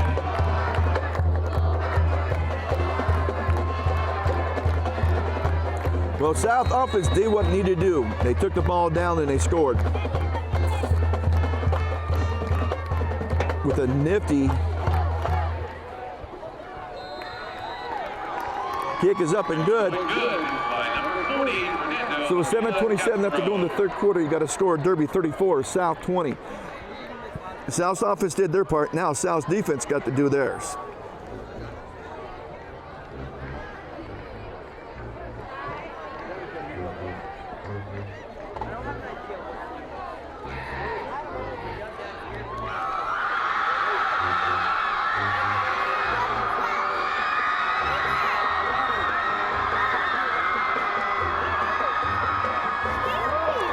Well, we had a halftime score of Hutch 14, Central 0, and it's Central took a hit last week with the loss of Dylan Witzel, their wingback, who's a threat, not just to throw it, but since he was also a quarterback, he can stop and not as a threat running, but as a quarterback, he can also throw it. So you had the three-headed monster of Peters, Winslow, and Bella Reeve, the quarterback. And as I was talking to people for the game, if I'm playing Central, I'm going to concentrate and stop Dalton Peters, which is extremely hard to do. There's the kick. We catch it down inside the 5.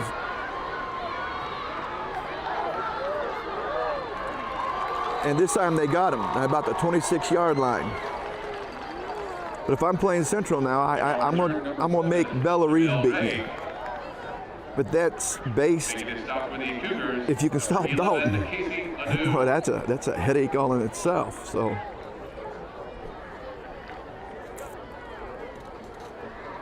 Well, if the schedule is right, let me look here in the program. The next game would be, which has been in the past. First and 10 Panthers, 28-yard line. Quick hit, the defender fell down. Moore missed too much. That's going to be a first down. Kenyon Tabor. Making the stop for the Cougars is number 74, Anthony Moreno. Gain of 10 on the play. First and 10 Panthers, 38-yard line. It's a handoff to the running back. Still. Okay. Yeah. Salina Central, next game here. No, South would be the away team. Then Newton, great men. Making his stop for the Cougars, number 2, Justin Sullivan. 8 and 4, 2nd and 6, 42-yard line. Is that straight up the middle, running back. Yeah, they're going to horse tackle. They're going to horse collar. That's what they're going to call. They're going to add penalty onto the end of that.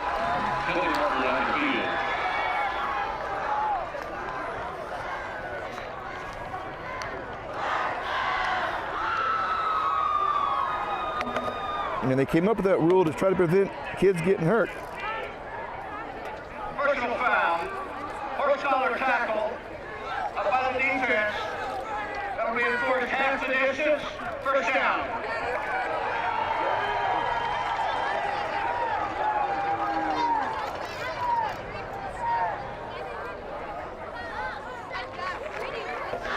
And there was just no one there up the middle for South's defense. Absolutely nobody. Somebody got out of their gap. First and goal for the Panthers, all at the 8-yard line. Quick pitch. It's going to be marked out near the goal line. Number 3, Derby man down over on the far side. I mean, he's way out of bounds.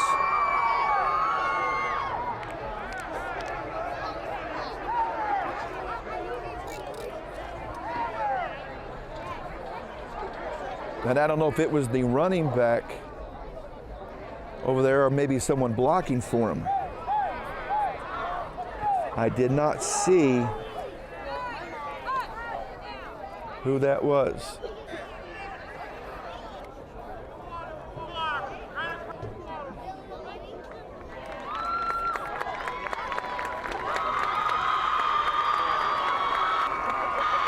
He's up on his feet and walking. Maybe he just got the wind knocked out of him. Now they got to go back out. Usually if it's going to be extended, they let the teams come over to the sidelines.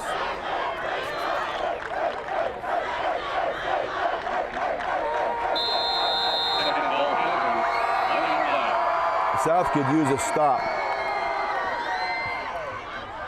That wasn't it. Touchdown.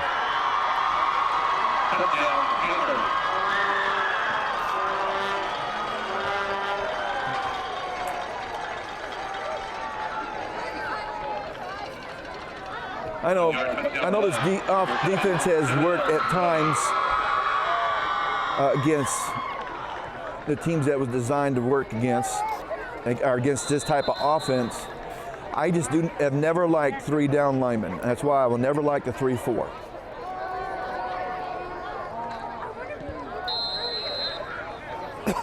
Kick is up and good, so 6:21 to go. In the third quarter, you got a score of Derby 41, South 20. Well, South's defense has got to get it together. They've got to start playing with some fire.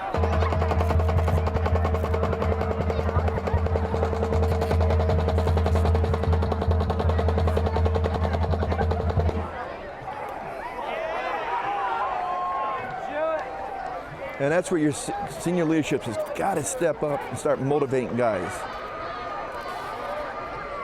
And lead by example on the field.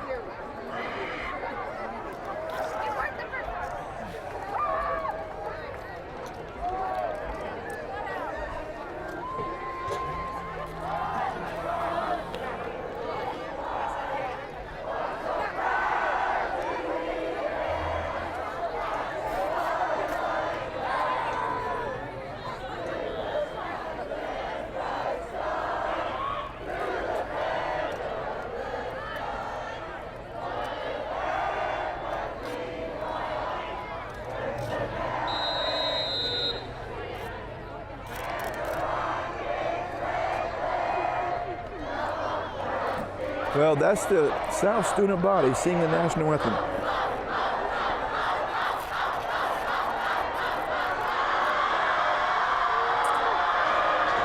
Derby's already tried one onside kick that didn't work. Now they're kicking it deep. He's going to go into the end zone. Immediate touchback, and you got a flag right about the 29, 30-yard line where a South player and a Derby player were getting involved.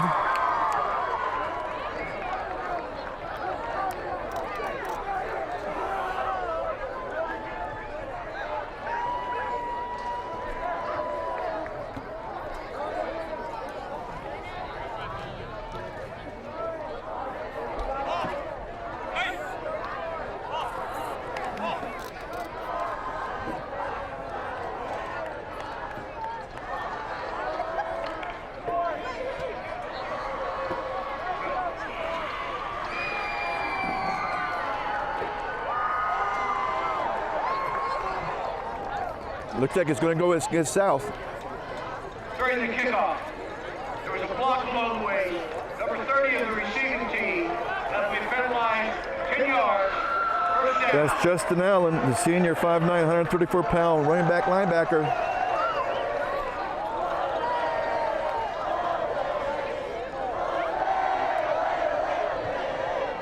That's half the distance. That's their second 15-yarder. Cougars start first and 10. Ball at the 10-yard line.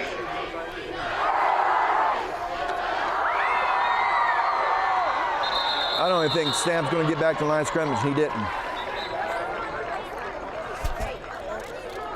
Derby's made some adjustments to close up that middle. They got blitzed on some long runs in the first drive in the second half by South on their last series. Derby's done something different to clog that middle back up. And that's where South has got to make this adjustment. Now second down 12. Ball at the 8-yard line. I think you got a good throwing running back. Oh, that threw everybody out.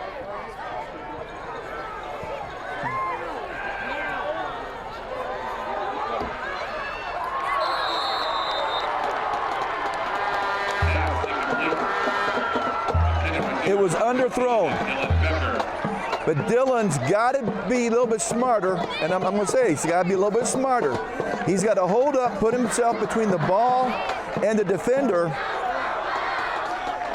and so he can catch it down in front of him. And it doesn't matter if you're tackling. You're still going to have a long play for a first down. But instead, you have an incomplete, and you're back down to being third and long.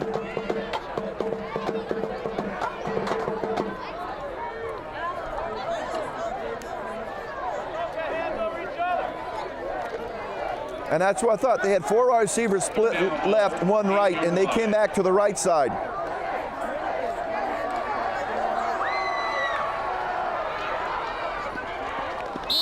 And that's incomplete.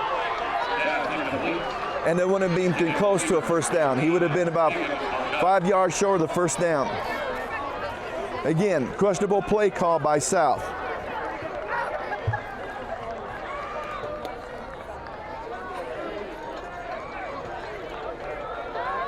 They got to get a little bit better on this play calling.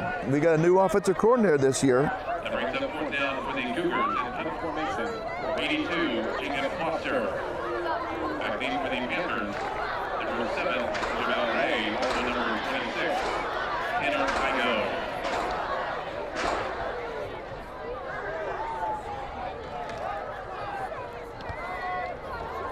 Nice high kick. It's going to sail out of bounds, so it's not going to get a whole lot of yardage. I'm going to tell you right now, it's not going to get a whole lot of yardage.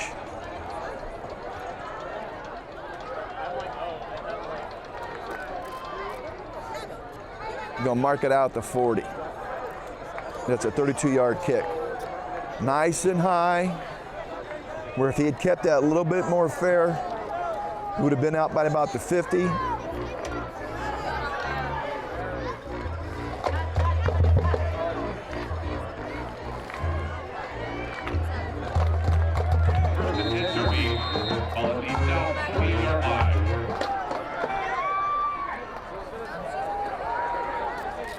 He's looking to throw it.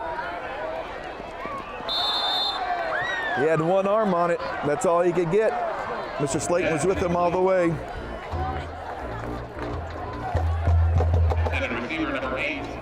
Megan Taylor in coverage for the Cougars. We could use a turnover here.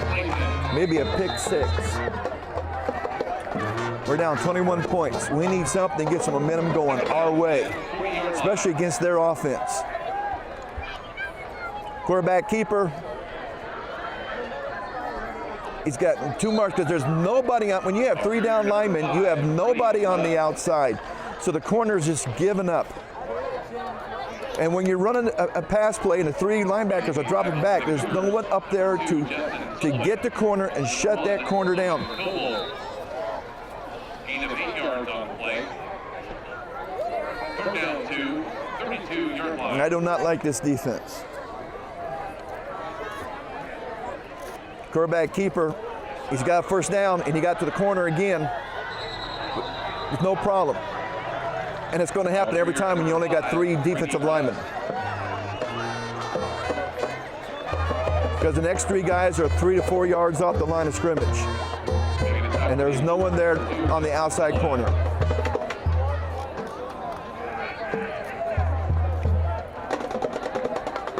First and 10 Panthers. Ball at the 16-yard line. Quarterback keeper, again, nobody there. And he's going to mark short, but he still carried people. And there's just nobody there. There's just nobody there on the outside. Making things out for the Cougars. Number 74, Anthony Moreno. First and goal, Panthers. And I just can't say that enough.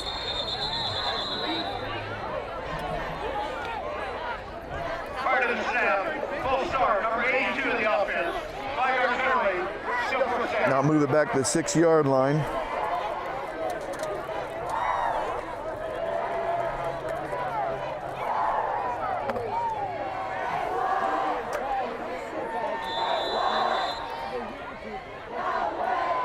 South's going to do something to win this game, and it has to happen right here.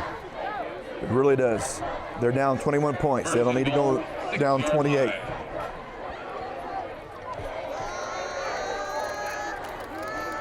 He's looking to throw. Nobody there. He's throwing to the inside wide receiver, who's cutting across the middle. And I don't even think he was expecting it. That's an incomplete pass. Second down and goal to go from the 6. Second down and goal, 6-yard line. I like the play call. It just wasn't very well executed by Derby.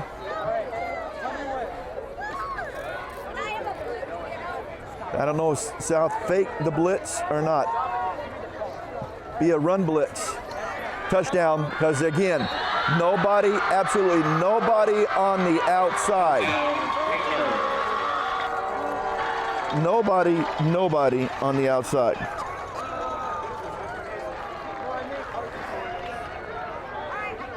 And I just saw a junior go up to a senior and ask him 6-yard touchdown run. why he wasn't there on that play. Ray.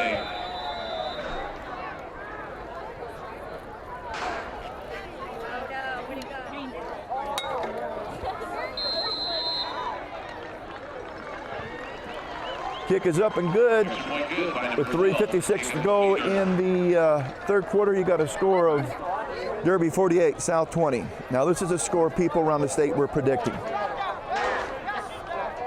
And until South learns how to play a game, a full game, not just one quarter of good football, then it's the way it's going to be.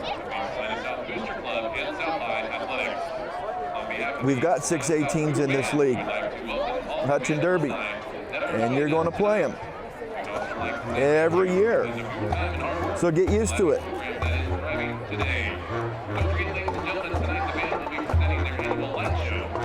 But there's a difference between believing you can beat someone and going out and executing it.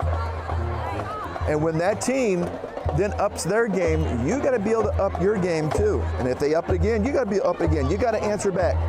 Counter punch to counter punch. And South did not do that. Leading off for the Panthers, number 12, Jacob Maynard.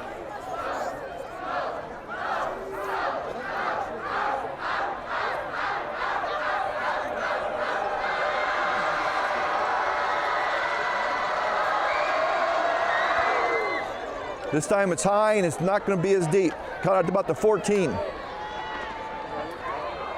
And if he had had a block or two, Kickoff return by number 43, Sam Corona. because they had the way, but they had no second level. It was all one line. If he could have got one or two blocks, Number 17, he would have been off to the races. But as is, they will start the 23.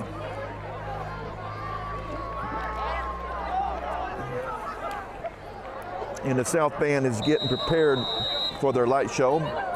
Kids putting lights all over themselves, glow-in-the-dark sticks taped to themselves.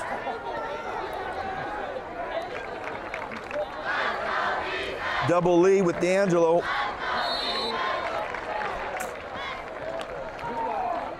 And you're just not going to do well on the outside against this team. You only picked up a yard. And plus you ran to the short side of the field.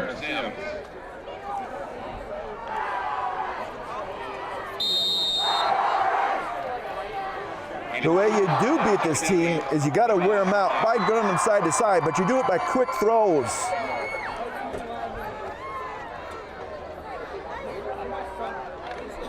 There's a fake quick throw,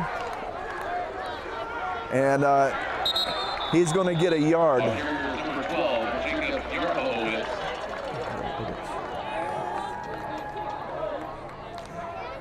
All right, went from 1st and 10 to 2nd and 9. Now you're 3rd and 8.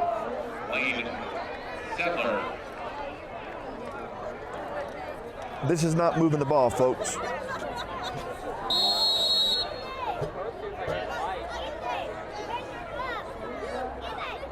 No gain on the play, 3rd down 8, 25-yard line.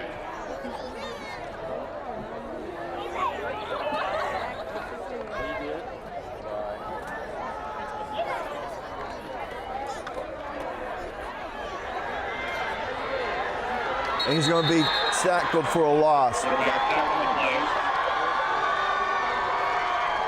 They came with a blitz, even though South kept extra guys in to pass protect. Pass protection was not there, and he actually turned into the man who was blitzing from the outside.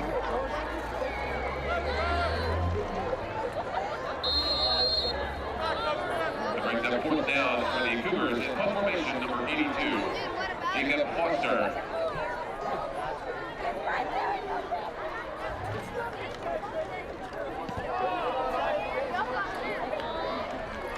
He's going to catch it and fumble it at the 50.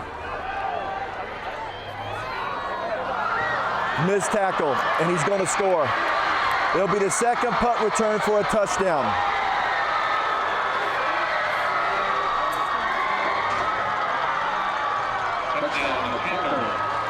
Again, missed tackles.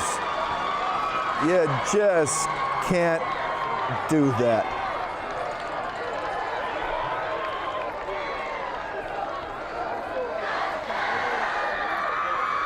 It's very easy for people to say this is not a good South team, but I don't think that's the issue. 26, Tanner Igo.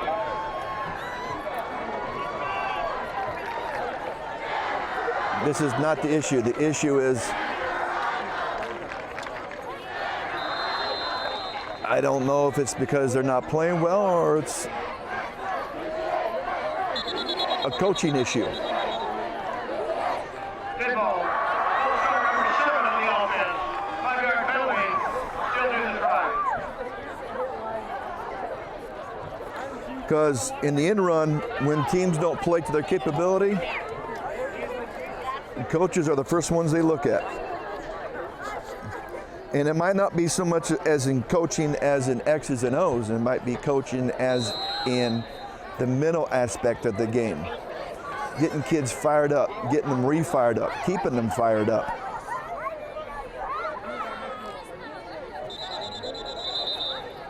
Now, I say that with this caveat.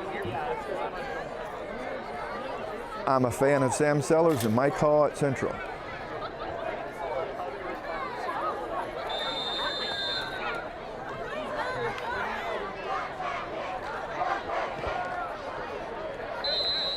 Kicks up and good. Extra point good by number 12. With a 1:25 left to go on the third quarter, you got a score of Derby 56, South 20. It was 28-13 at halftime, folks. Derby scored 28 points in this quarter alone.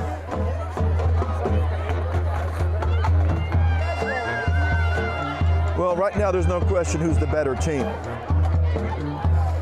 The question is, how really good is South? They're going to go into district play next week at home, being the away team to Central at 3-3. Because I'm sorry, I don't see any way South's going to pull this out unless a miracle happens.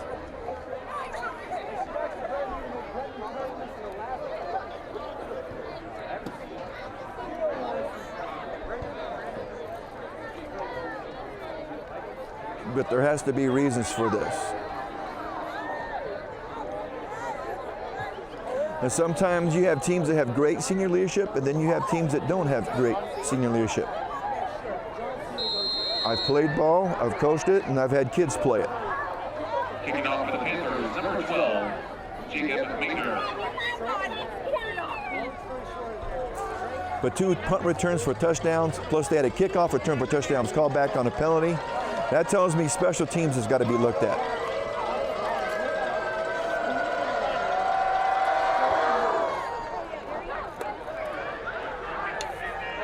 It bounced.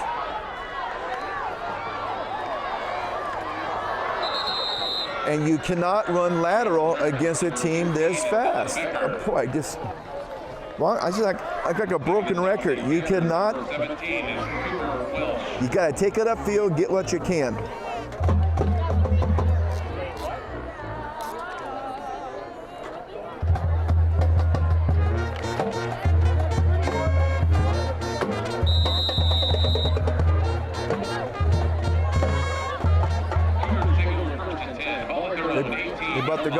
They got the ball on their 18.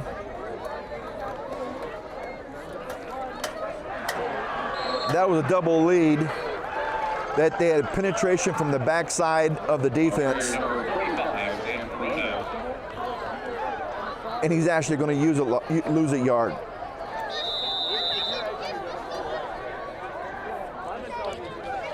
This series is going to tell me a lot about where South's head is right now. Tell me if they still have some fire in them or not.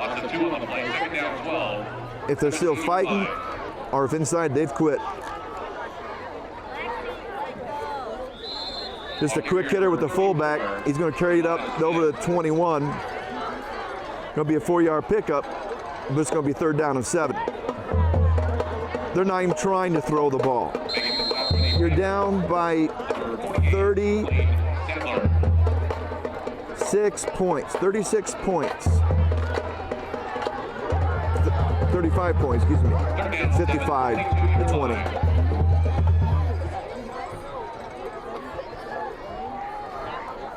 And you're still running it. And you're going to have to punt the ball. All right, I'm putting that on the coaches. They didn't call one pass play. Ladies and gentlemen, that is the end of the third quarter. 30-55, Salina South 20. They didn't call one pass play, and they're down by 35 points.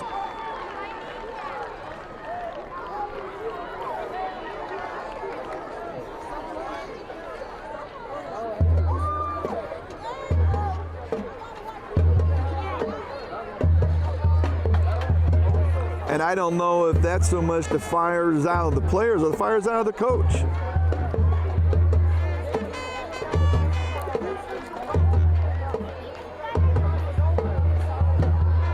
And why? Sorry, folks, I'm a little bit frustrated. I've been that way before. You guys have heard me. I'm going to call it the way I see it. The way I see it. That was more on the coaches. 3 run plays, and you're down 35 points.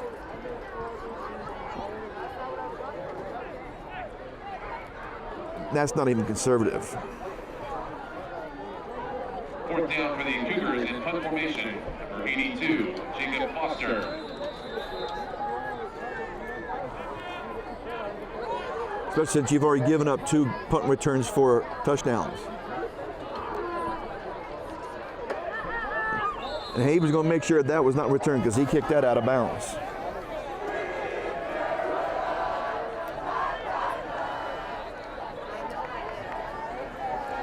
And they're going to start the ball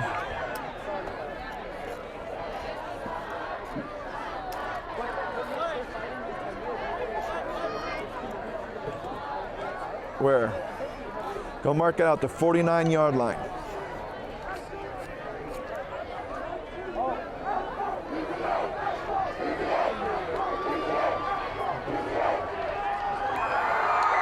And I see all the starters, I think, still back out there. I'm not sure. First and 10 Derby, 49-yard line.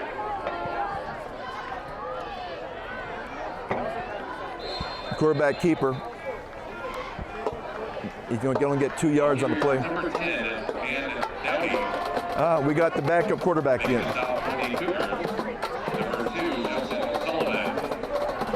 Now this series, we will really see where South's head at because now they're going up against the second string offense. And to see if they can stop the second string offense with the first string defense.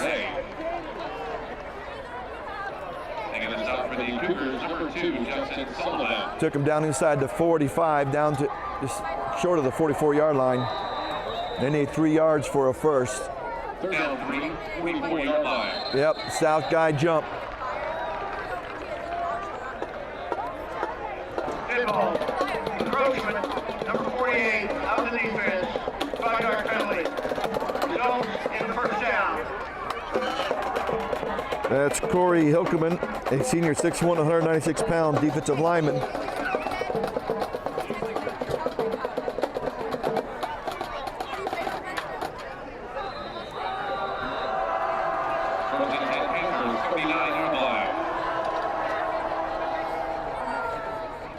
More missed tackles. More missed tackles.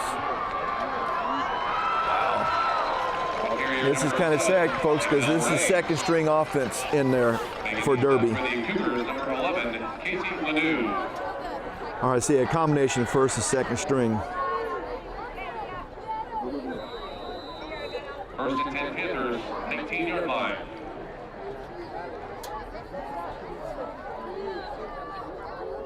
Wow, 2 missed tackles. Ball carrier number 7, Jamel Ray. Making a stop for the Cougars, number 2, Justin Sullivan.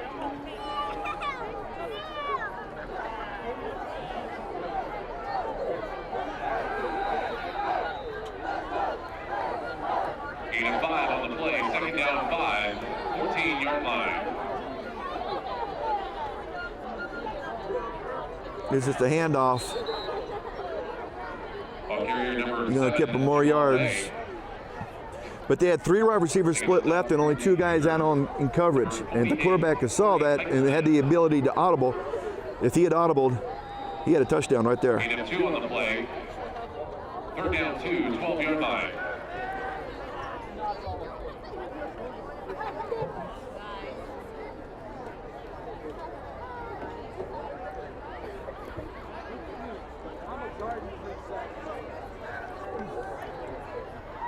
And after the running back, he's going to have enough for a first down. Ball carrier number 7, Jamal Ray. Down inside the 10. Making a stop for the Cougars, number 30, Justin Allen.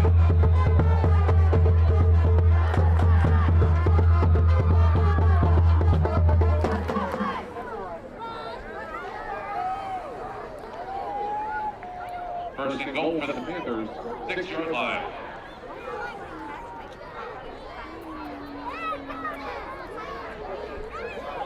Oh, wow, he just faked out that kid. They're going to hold him up short. But he faked out the defender who was right there in his face, and there's a flag.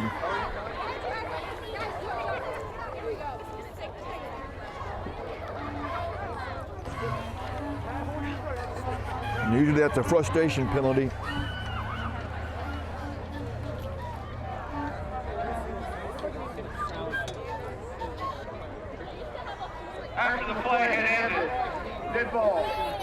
foul. Number 31 of the defense. Half the distance, still first down. Correction, second down. That's the second 15-yard penalty against third 15-yard penalty against South in this second half.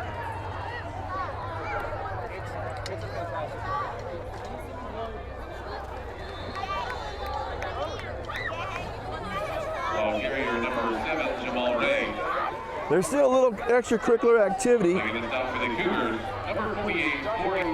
Getting close to being after the whistle, where the officials need to get in there and tell those kids to calm down. When you hear the whistle, that's the end of the play. Loss of a yard, 30 goal, 2-yard line. Touchdown. It just darted right through untouched.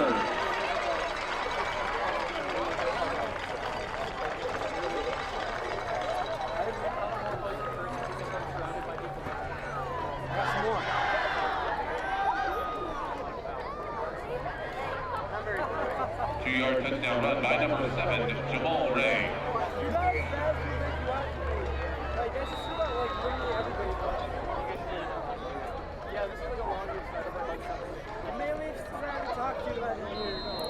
Kick is up and good.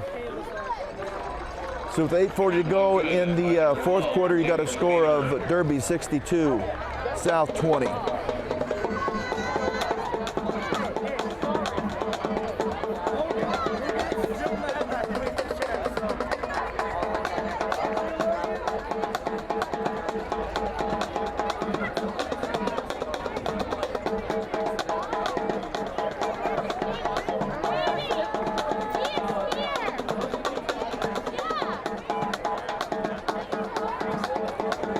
Well, that's kind of sad.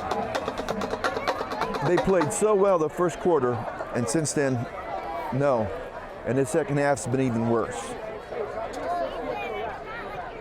Really very little fire on the south side of the field. Questionable play calling.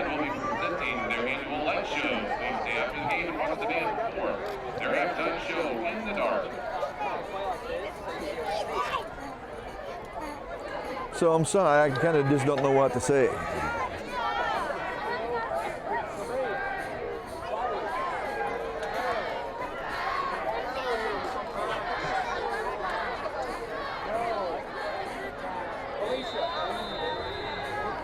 I want to see a South team that just doesn't give up from the whistle to start the game to the horn that ends the game.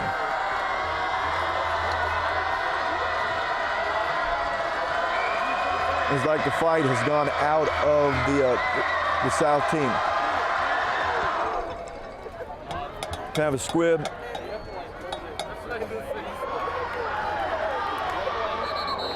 Nice hit up there. Nice return. Casey Lanou, who's a sophomore, just take it straight up the field. Mason People hit, miss, until he got hammered out of bounds.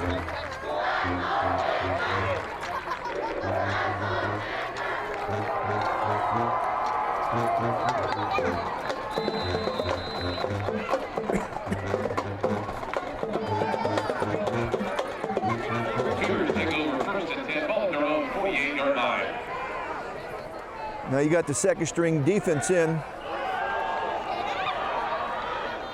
Caught. If he didn't go out of bounds, it's a touchdown. Touchdown. Touchdown, Cougar!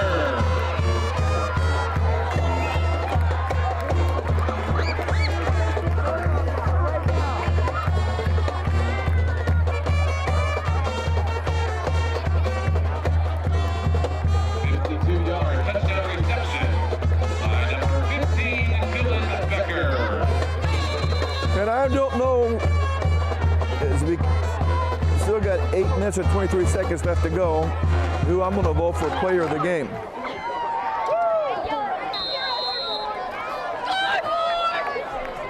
Kick is good. 8:23 left to go. You got a score of Derby 62, South 27.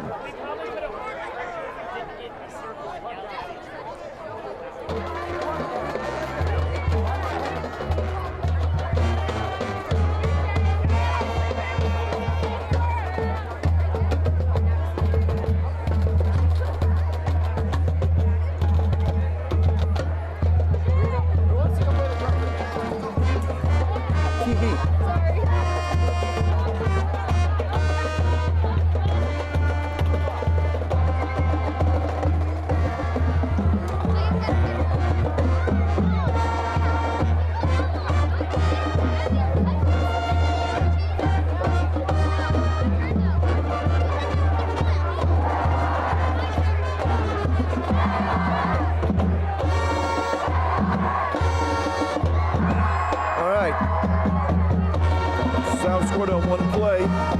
Again, that was against the second string defense of Derby.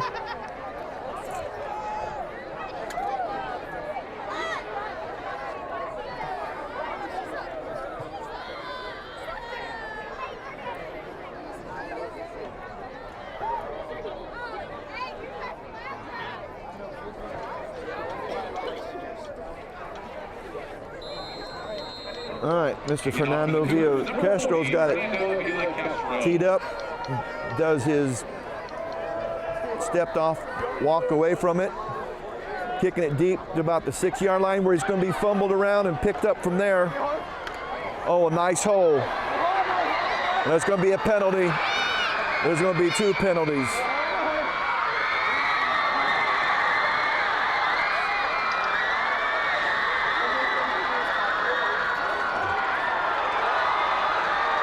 They're going to sing the touchdown, but it's going to be brought back.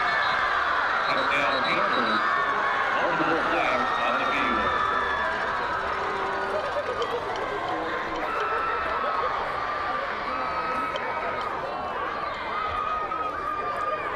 All right, that will be the second kickoff return for a touchdown called back on a penalty.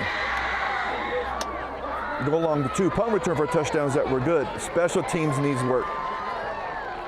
Special teams needs work. And I don't know who the special teams coordinator is, but that needs work.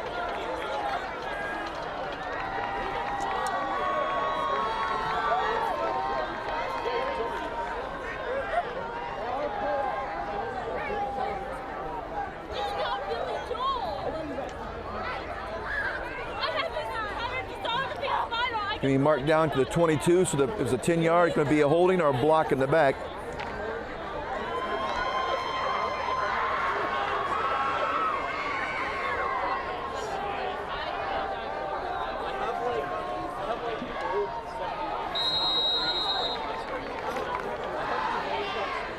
Panthers on the 17-yard line.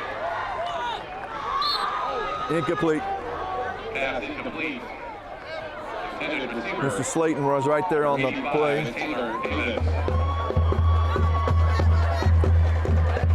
And it's Stephen Slayton. His brother has graduated. Second down and 17-yard line.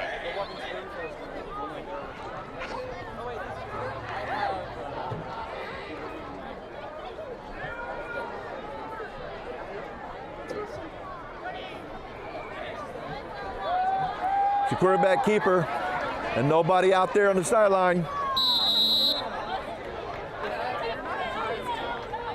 Ball carrier number 10, and Downey. We're going to mark it down inside the 21. Justin Hallett. Pick up a 4.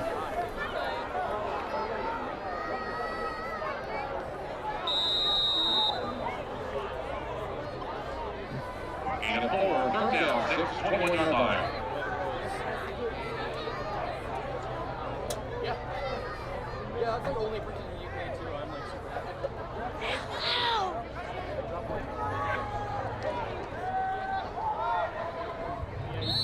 Thrown behind him.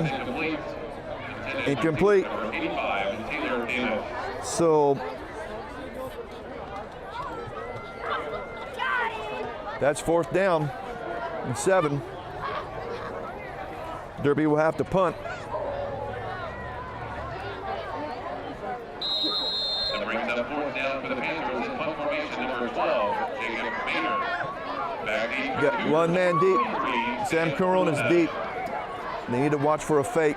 And the reason I'm saying that is good time to run it to practice it.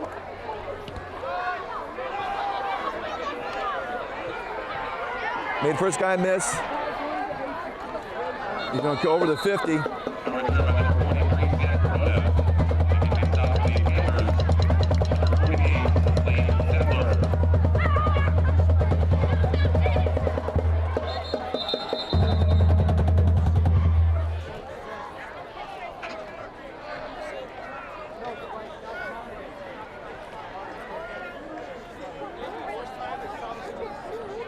The only thing South could do is score maybe one or two more times to make the game a little bit more respectable. But at one time the score was 55-20. But they got the second string offense in now.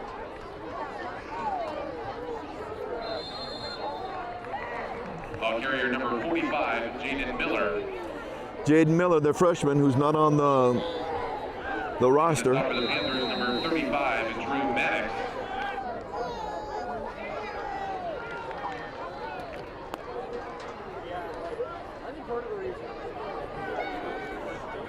I like to see Casey throw it. I want to see what his arm is like.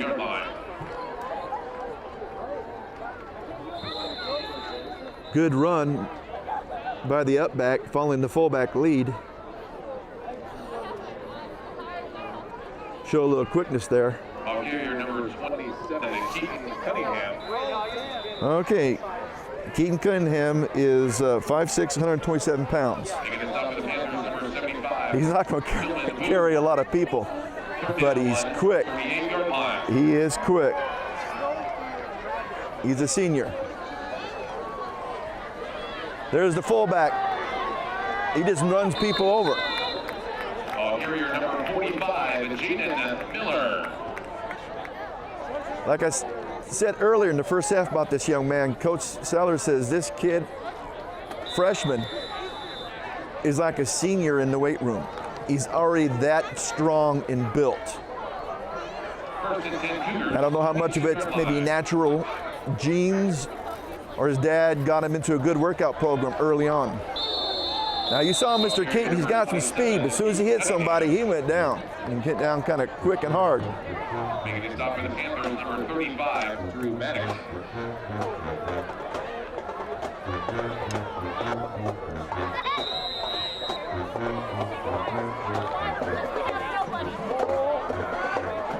I wish we had a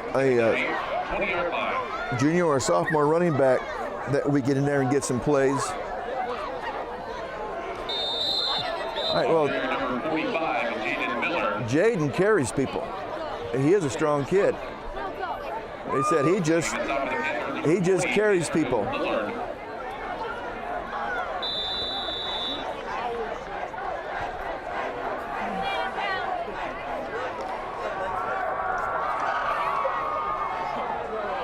Third down 4, 16-yard line.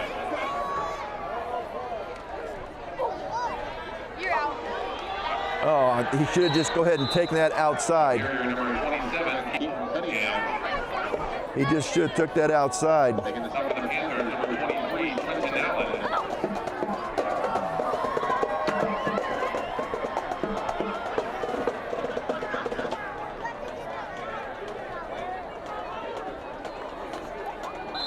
You got 4th down and 4. And they're going to try a field goal. See, I don't have a problem with that in that this could help you down. It's good. 33-yard field goal, good. 33-yard field goal. So with 3:55 on the clock, you got a score of Derby 62, South 30. Well, that's going to help you down the road. Know that you got a kid, and that is deep enough that that would have been good from 43. Coach Sellers told me he's got a strong leg on him.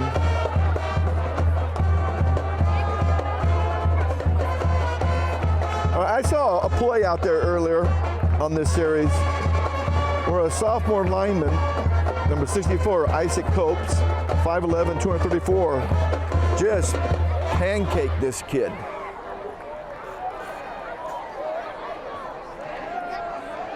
He did a little talking afterwards. I could see it where his teammates got in there and took him away because that could have ended up being a 15-yard penalty.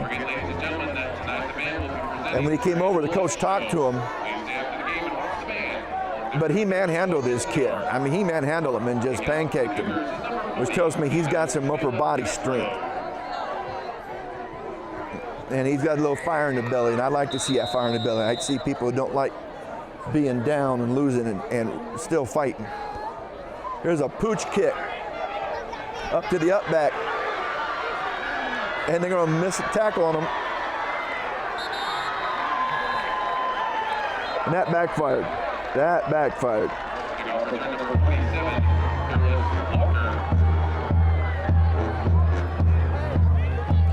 Some more little extracurricular activity after the whistle type thing, and the officials got in there and stopped it real quick.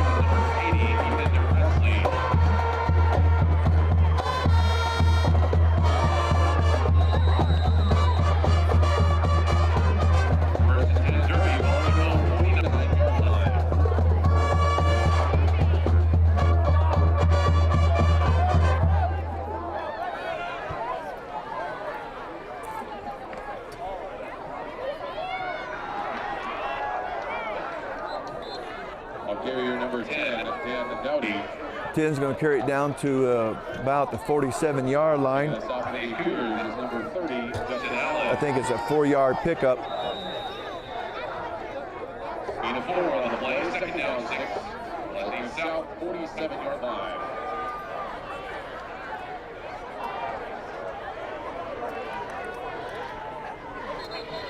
Nope. Wide receiver jump.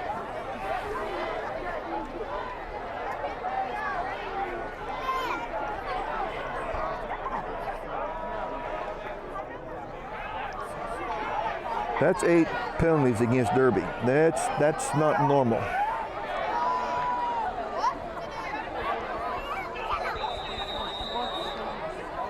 Second down 11 on the 48-yard line.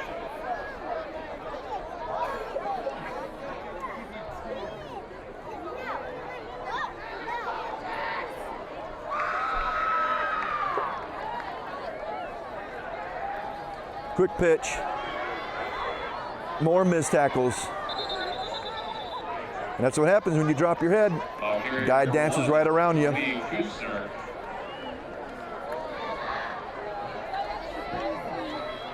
out for the Cougars, number 23, Devin Johnson.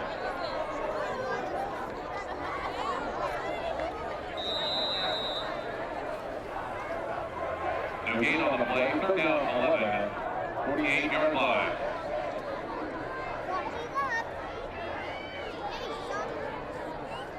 Finally, there was the inside man for Derby was uncovered. Finally got someone over there and put some coverage on him.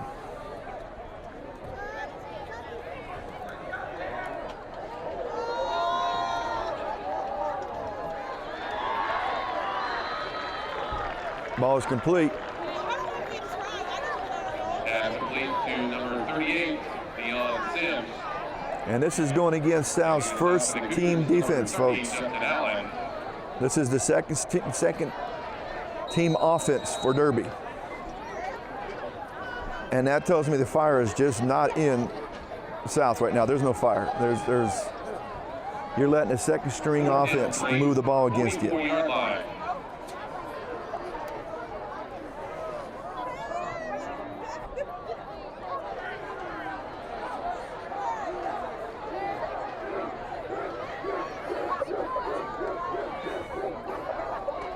He's going to be short of the first. Ball carrier number 10, and Dowdy. About 2 yards short of the first. Making the stop for the Cougars, number 48, Corey Heichelman. Cougars will take over on down.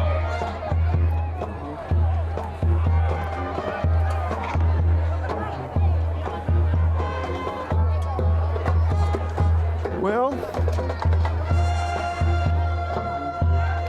clock can't tick fast enough for South, even though they got the ball back.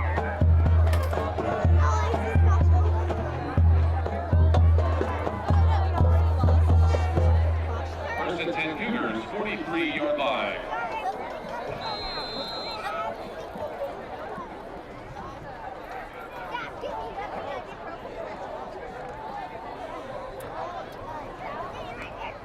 Ooh.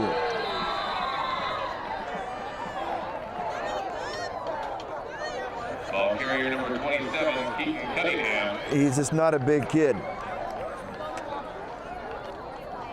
And he's just not going to move the ball once he gets hit. Matter of fact, he loses a yard. But saying that, when you are running the option like that, the running back needs to be further out and up. So when he gets the ball, he's not 4 or 5 yards behind the line of scrimmage. So he's going to get back maybe to the original line of scrimmage. Taking a stop for the Panthers, number 35, Drew Maddox.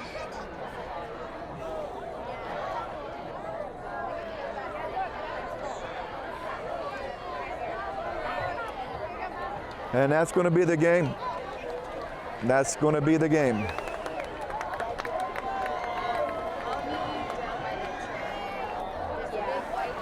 Well, folks, there it is. Score, Derby 62, South 30. I didn't think I would see this. I thought South had a legitimate chance if they came out and played like they were capable of playing. That did not happen. They did for a quarter, but not for the whole game. And that's why you have that score. And I will see you at the post-game interview with Coach Sellers and the awarding of the most valuable player of the week. If you would, help everyone out so we can 5, 4, 2, 1.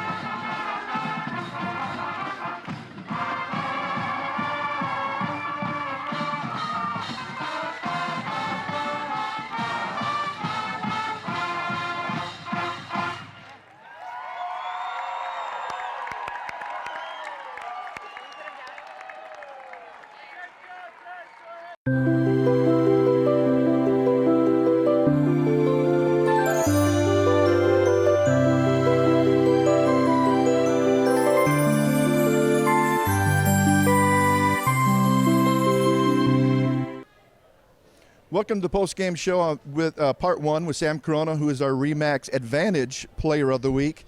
And Sam, I know you're not very happy with this game, the outcome, 62-30, but you played hard from start to finish.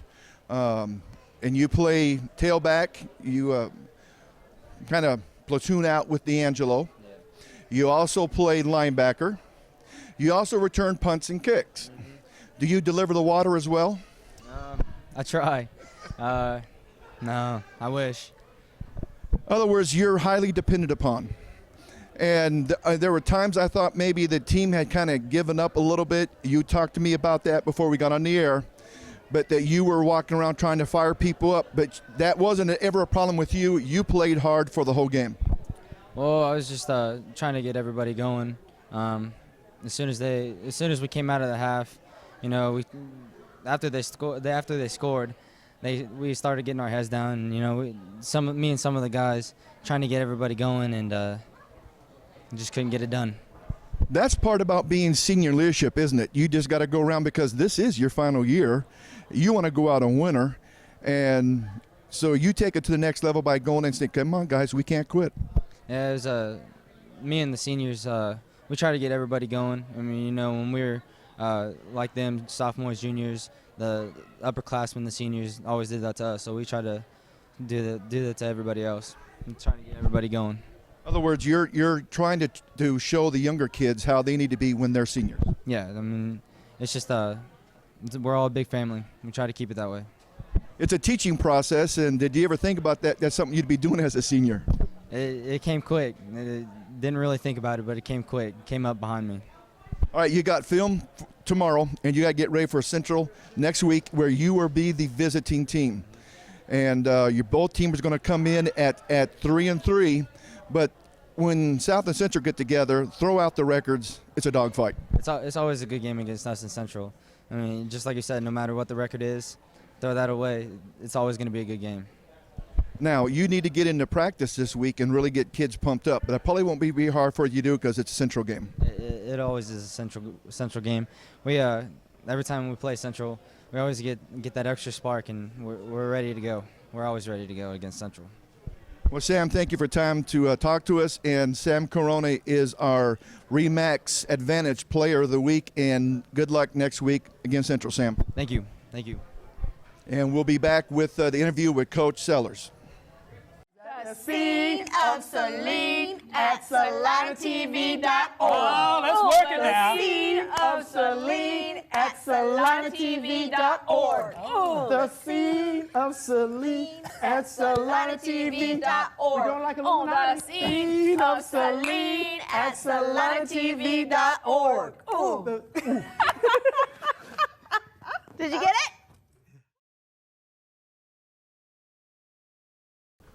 Welcome back to the post-game show, part two, with Coach Sam Sellers. Sam, as we talked before, I know you're probably very disappointed with the score and the outcome of this game. The way you played in that first quarter, I really thought this was going to be a great game. And then things just kind of fell apart and went downhill from there. Yeah, I was awfully proud of how we came out, and offensively, we've gotten so much better every week offensively, and there, at times we didn't, quite execute like we needed to, but, Derby's awfully good too. You always hate, complaining about what we did wrong, and it's Derby's awfully good, and they deserve, credit, all the credit in the world, but I think my biggest disappointment tonight was defense and special teams, and our defense has kind of been what we've leaned on while we kind of got our offense going, and now we're starting to get our offense going, and our defense kind of fell apart there late, but we're still battling injuries, and the nice thing is that it's regular season game, and that's over now, and things are getting way more real now going forward, and our kids know that, and there was a very, very disappointed locker room afterwards, and we're just so close, and I think the kids are still convinced of that, and it's just getting back to film now and seeing everything we did wrong. The tackling was real bad tonight, and that's obviously going into next week against a kid like Peters and McMullen and all those guys that they have. That's a huge concern of ours right now, and it's something that's correctable. But we got to take those steps to get it corrected, and I think our kids will bounce back, and our defense has a lot of pride. Those kids over on that side of the ball, and I think they felt like they kind of let the team down a little bit tonight, and we'll bounce back. And that's the one thing we had talked about coming over, and I want to talk about was the missed tackling. A lot of tackles high, which don't bring anybody down, and then allow yourself to get dragged. And then second, guys we're trying to go low. We're dropping their head, losing contact, eye contact of the ball carrier, and getting sidestepped and run around. Those things are fixable. But you gave up really 4 touchdowns on special team, 2 kickoffs that were called back on penalties, but 2 punt returns that were good. And again, that's going to probably be film. Absolutely, and it's completely unacceptable. You played an opponent this caliber, and you give up even one of those, and you're in big trouble. I mean, I can't talk. Statistically speaking, in those games, you give up a punt return, and I couldn't tell you the right percentage, but it's over 80% of the time you're going to lose. And we preach all the time about special teams, and really our coverage units all year have been really good. And man, tonight we were bad, and that's something that must be fixed immediately, or it's really going to bite us down the road. Well, I thought on the kick returns, he was kicking them deep, but he didn't get the height on the kicks as Mr. Avila Castro has done before. And again, that's maybe getting more up underneath the ball and getting a little more height, because by the time they were catching the ball, your coverage team still was not getting downfield, and those line drive kicks can hurt you. Absolutely, and it's not just Fernando. It's the entire coverage team too. We were poor all night staying in lanes, and then when we get there, breaking down and making tackles. It kind of goes back to the whole tackling thing. So yeah, we were awful in special teams tonight. All right, let's get off that subject. Let's get to a better subject both of us like to talk about. That is district play starts next week.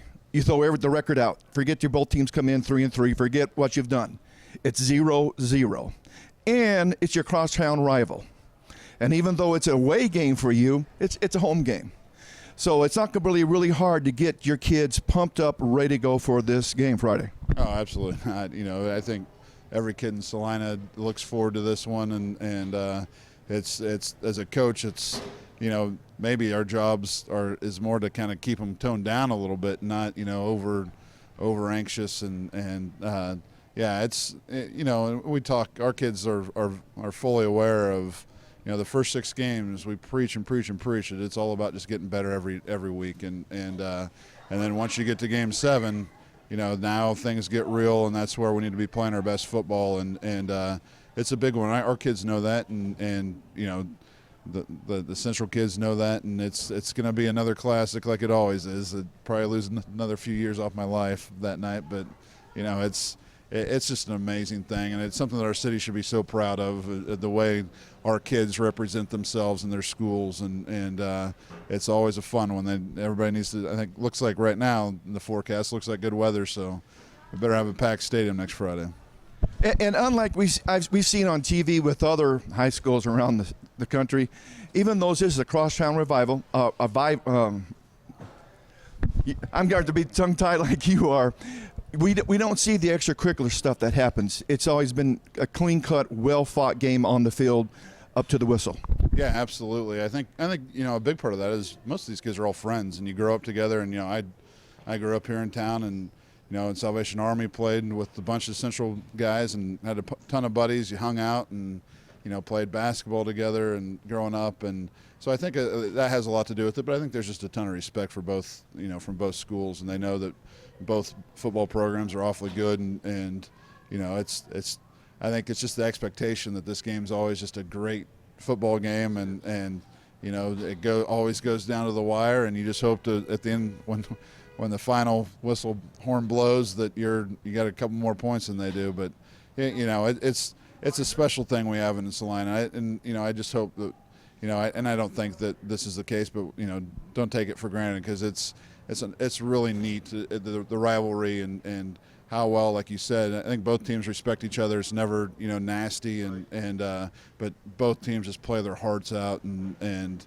you always have different kids stepping up and making big plays, and it's just a really cool thing we have. My last question is that Central lost a key man, Dylan Winslow. We talked about this beforehand. He's gone for the year with an ACL. And I was telling you that if I'm defensive coordinator against Central, my deal is I'm going to try to stop Dalton Peters and make you beat me with Bella Reeve, the quarterback, or with someone else. But that's predicated that you can stop Dalton. Well, yeah, and Dalton's awfully good, and yes, it's a lot easier for us to sit here and stand here and say that we got to stop Dalton. But they have a heck of an offensive line, and the McMullen kid's a great high school fullback, and they use him in so many different ways. He's such a weapon, and the Bella Reeve kid has kind of gotten thrown in the fire and done a really good job for him. And their offense is awfully tough to stop, and we call it they want to eat your face off, and they come right at you, and obviously Peters is kind of that identity. He's a lot like Cody Busby was for us, that just tough kid that fights for every single yard, every single play, and it's a huge challenge for us defensively, and their defense is playing awfully well. They've gotten kind of like our offense, started off a little bit slow, but have gotten awfully better, and so it's going to be a heck of a matchup.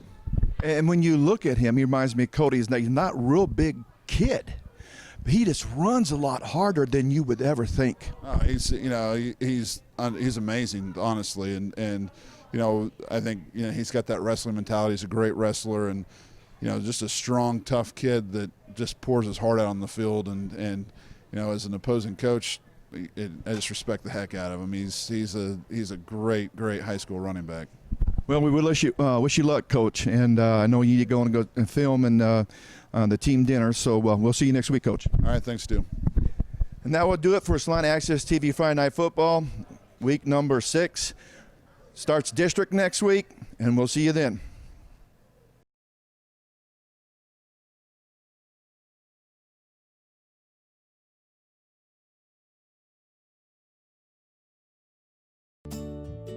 Mowry Clinic provides the Salina community with a comprehensive spectrum of services delivered with compassion and sensitivity. We strive to create a partnership with our patients that promotes health and well-being in all phases of life. We care about our patients, we care about providing quality health care services, and we care about our community. Chances are you know many of us because Mowry Clinic physicians live in Salina. We are coaches for youth sports teams and leaders for Boy Scouts and 4-H. We offer time, talent, and financial support to a variety of community events and charities. Our children attend school with your children. Our families attend worship services with your families.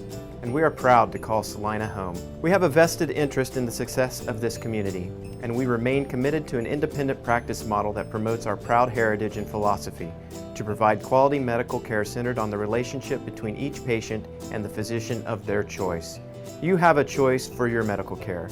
Choose a doctor dedicated to the pursuit of excellence in healthcare services. Choose Mowry Clinic. I'm a dairy farmer. I had a lump come up on my stomach. It bothered me, so I went to the ER. They diagnosed me, said I had a umbilical cord hernia. I felt very, very comfortable. I knew what was going on at all times. Even though I was having surgery, they made me feel like I was at home. They treated me like I was one of their own. They constantly come in, made sure I was okay. Since the umbilical cord surgery, I've had 4 other hernia surgeries, lymph node removed, and my gallbladder. And it was all done at Salina Regional. The care I received at Salina Regional Hospital and Salina Regional Surgical Associates, on a scale from 1 to 10, I would give them a 10 plus. If they want to get good care and good work done, they need to come to Salina Regional to get it done. I couldn't ask for better care. The friendly staff at Salina Sports Medicine Orthopedic Clinic, located at 523 South Santa Fe, are always welcoming new patients to serve in the areas of sports medicine, total joint care, and more. You can contact the office at 785-823-7213 or toll free at 1-866-406-4141.